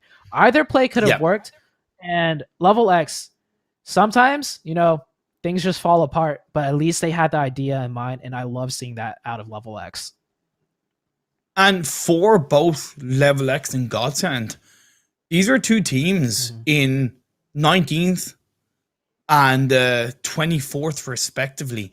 Not only was that a massive boost for themselves, but it also has kind of put a little bit more pressure on the teams now from Group B and Group D who were down at the bottom standings of the table. I'm not saying it's automatic qualification for Godsend or Level X, but it could be that slight domino effect that puts pressure on the teams below them. Yeah, and it's just, what a way to end the last game, right? The bottom teams that really needed the points, 2 of them really shine through and get those points in. And for the teams that aren't playing today and watching that are towards the bottom, that's the feeling I'm talking about, right? You watch the teams that you're competing against, and then on the last game, they pull out big, and like, we're excited for them, but I'm telling you, these other competitors, they're not happy to see that. Oh man, but you know what? We're happy to see the overall standing, so let's take a look at how these teams stand at the end of these 4 games these 4 games this evening. Of course, a lot of teams at the top 16 have played 4 games extra. So we are seeing a little bit of a shift. Team Ace in first, Dior in second, Panthers in third. But what is very, very not surprising, but just shows real quickly the strength of how they play. The Segment X are still in fourth with 4 games to go. So that's been fantastic for them, and kind of shows how easy of a job they'll have, so to speak, tomorrow. Yeah, and I love seeing Dior after, playing those 4 matches. They have the most kills. So Dior, I'm gonna say it in Dior fashion, just picking up the kills. Speaking of Dior, another team in the top 16 now that I'm happy to see is Godsend. This is a very veteran Yeah. team, and I've competed against these players in scrims and tournaments myself. So I know how hard they've worked. I know how much this means to them. And it's just, Mm. as a fellow competitor, when you finally get that breakthrough game, I know the joy and relief that they're experiencing. It's not over yet for them. They still have 4 more No. games. But to end it on a high note like this is definitely good for them going into the last and final day. Also, Punjab United and Ogilvy, 5th and 6th respectively, and not just 5th and 6th respectively. Those scores are very respective, 74 and 68. You know, two teams, I'm not going to say that I didn't expect it, but weren't fully in my crosshairs. Punjab a little bit because of, the players and the backgrounds, but, I'm so happy to see them, hey, test these teams like Godsend who need a good result, like Mizexis, like Scrim Farm NA as well. So it's really good. Yeah, and Warning 6 also in the 8th place spot. We Yes. saw them finish that match with the chicken dinner, to say the least. It wasn't in a spectacular fashion because we were so focused on Godsent and then the snake from Punjab. But hey, they closed out the last match with a chicken dinner. They're sitting at 8th place with 60 points. I would say it's comfortable enough, but they still have to focus up and make sure they do well in their last 4 matches. Let's take a look at the second page, at the bottom half of the standings. And, obviously, we know that most of these teams do have 4 games to go tomorrow. So, to shine a little bit more of a light on the teams that have played those 4 extra games, despite how good of a result Level X had in the last game, they are still in 18th with 41 points. And that is definitely going to worry them a little bit. Yeah, not just Level X. We see Hometown there too, right? We saw in that last game the fatal mistake, leaving your flank open, having everyone group up and more in a central zone. I think Hometown, like, this is definitely a big learning experience for them, and they're making big mistakes, which are easily correctable, right? You just need to have one person watching the back, realize the situation in their end, and that whole entire situation could have been avoided. But they have 4 more games. Maybe they'll tighten it up enough, but it's looking a little bit shaky for them. Yeah, like just kind of looking at the overall scores, you can see that the Terror are in 11th with 55 points, and the side of Straight Out of Nepal are in 23rd with 30. That's only 25 points dividing those positions, which is quite a lot. So I know it's natural, but there's a lot to play for. At the end of the day, kind of like what I said halfway through, the fact that the teams in Group A and Group C who are, whether they're in the solid position or if they're still hovering around that top 16, their placement coming into the final 4 days is completely out of their control. Yeah. And in the final 4 days, we're going to see teams miss the mark by just a point or two. And it's coming down to that time, and we're seeing the teams that might be put in that position. And I'm sure they're starting to feel the pressure now. It's getting to that crunch time. I can't there's so much I want to be able to tell the teams to help them out, as much as I can. But at this point, it's this is what you guys got. You've practiced this much, and we're coming down to crunch time. Yeah, make it or break it. It's kind of like the training wheels are off. You have to stand on your own 2 feet, and if you make it, you make it. If you don't, you don't. And they know that, to be fair. I'm sure they do absolutely know that. And hey, we know that we've come to the end of the day, the end of the broadcast, but we have lots more PMCO 2021 Spring Split action coming up for you guys. Tomorrow, same time, same place. We are going to have different groups. As we know, Group B and Group D are going to be facing off, and it's going to be very exciting to see what that's going to do to the overall standings. On behalf of myself, Zute, and our sponsors, OnePlus and the OnePlus 80, thank you very much for tuning in tonight. Join us again tomorrow for some more awesome PUBG Mobile action. OnePlus 8T. This has the 120 hertz, so it is wicked smooth. 15 minutes will get you charged up for a whole day. And this has a quad camera too. We got a 48, a 16, a 5, and a 2 megapixel.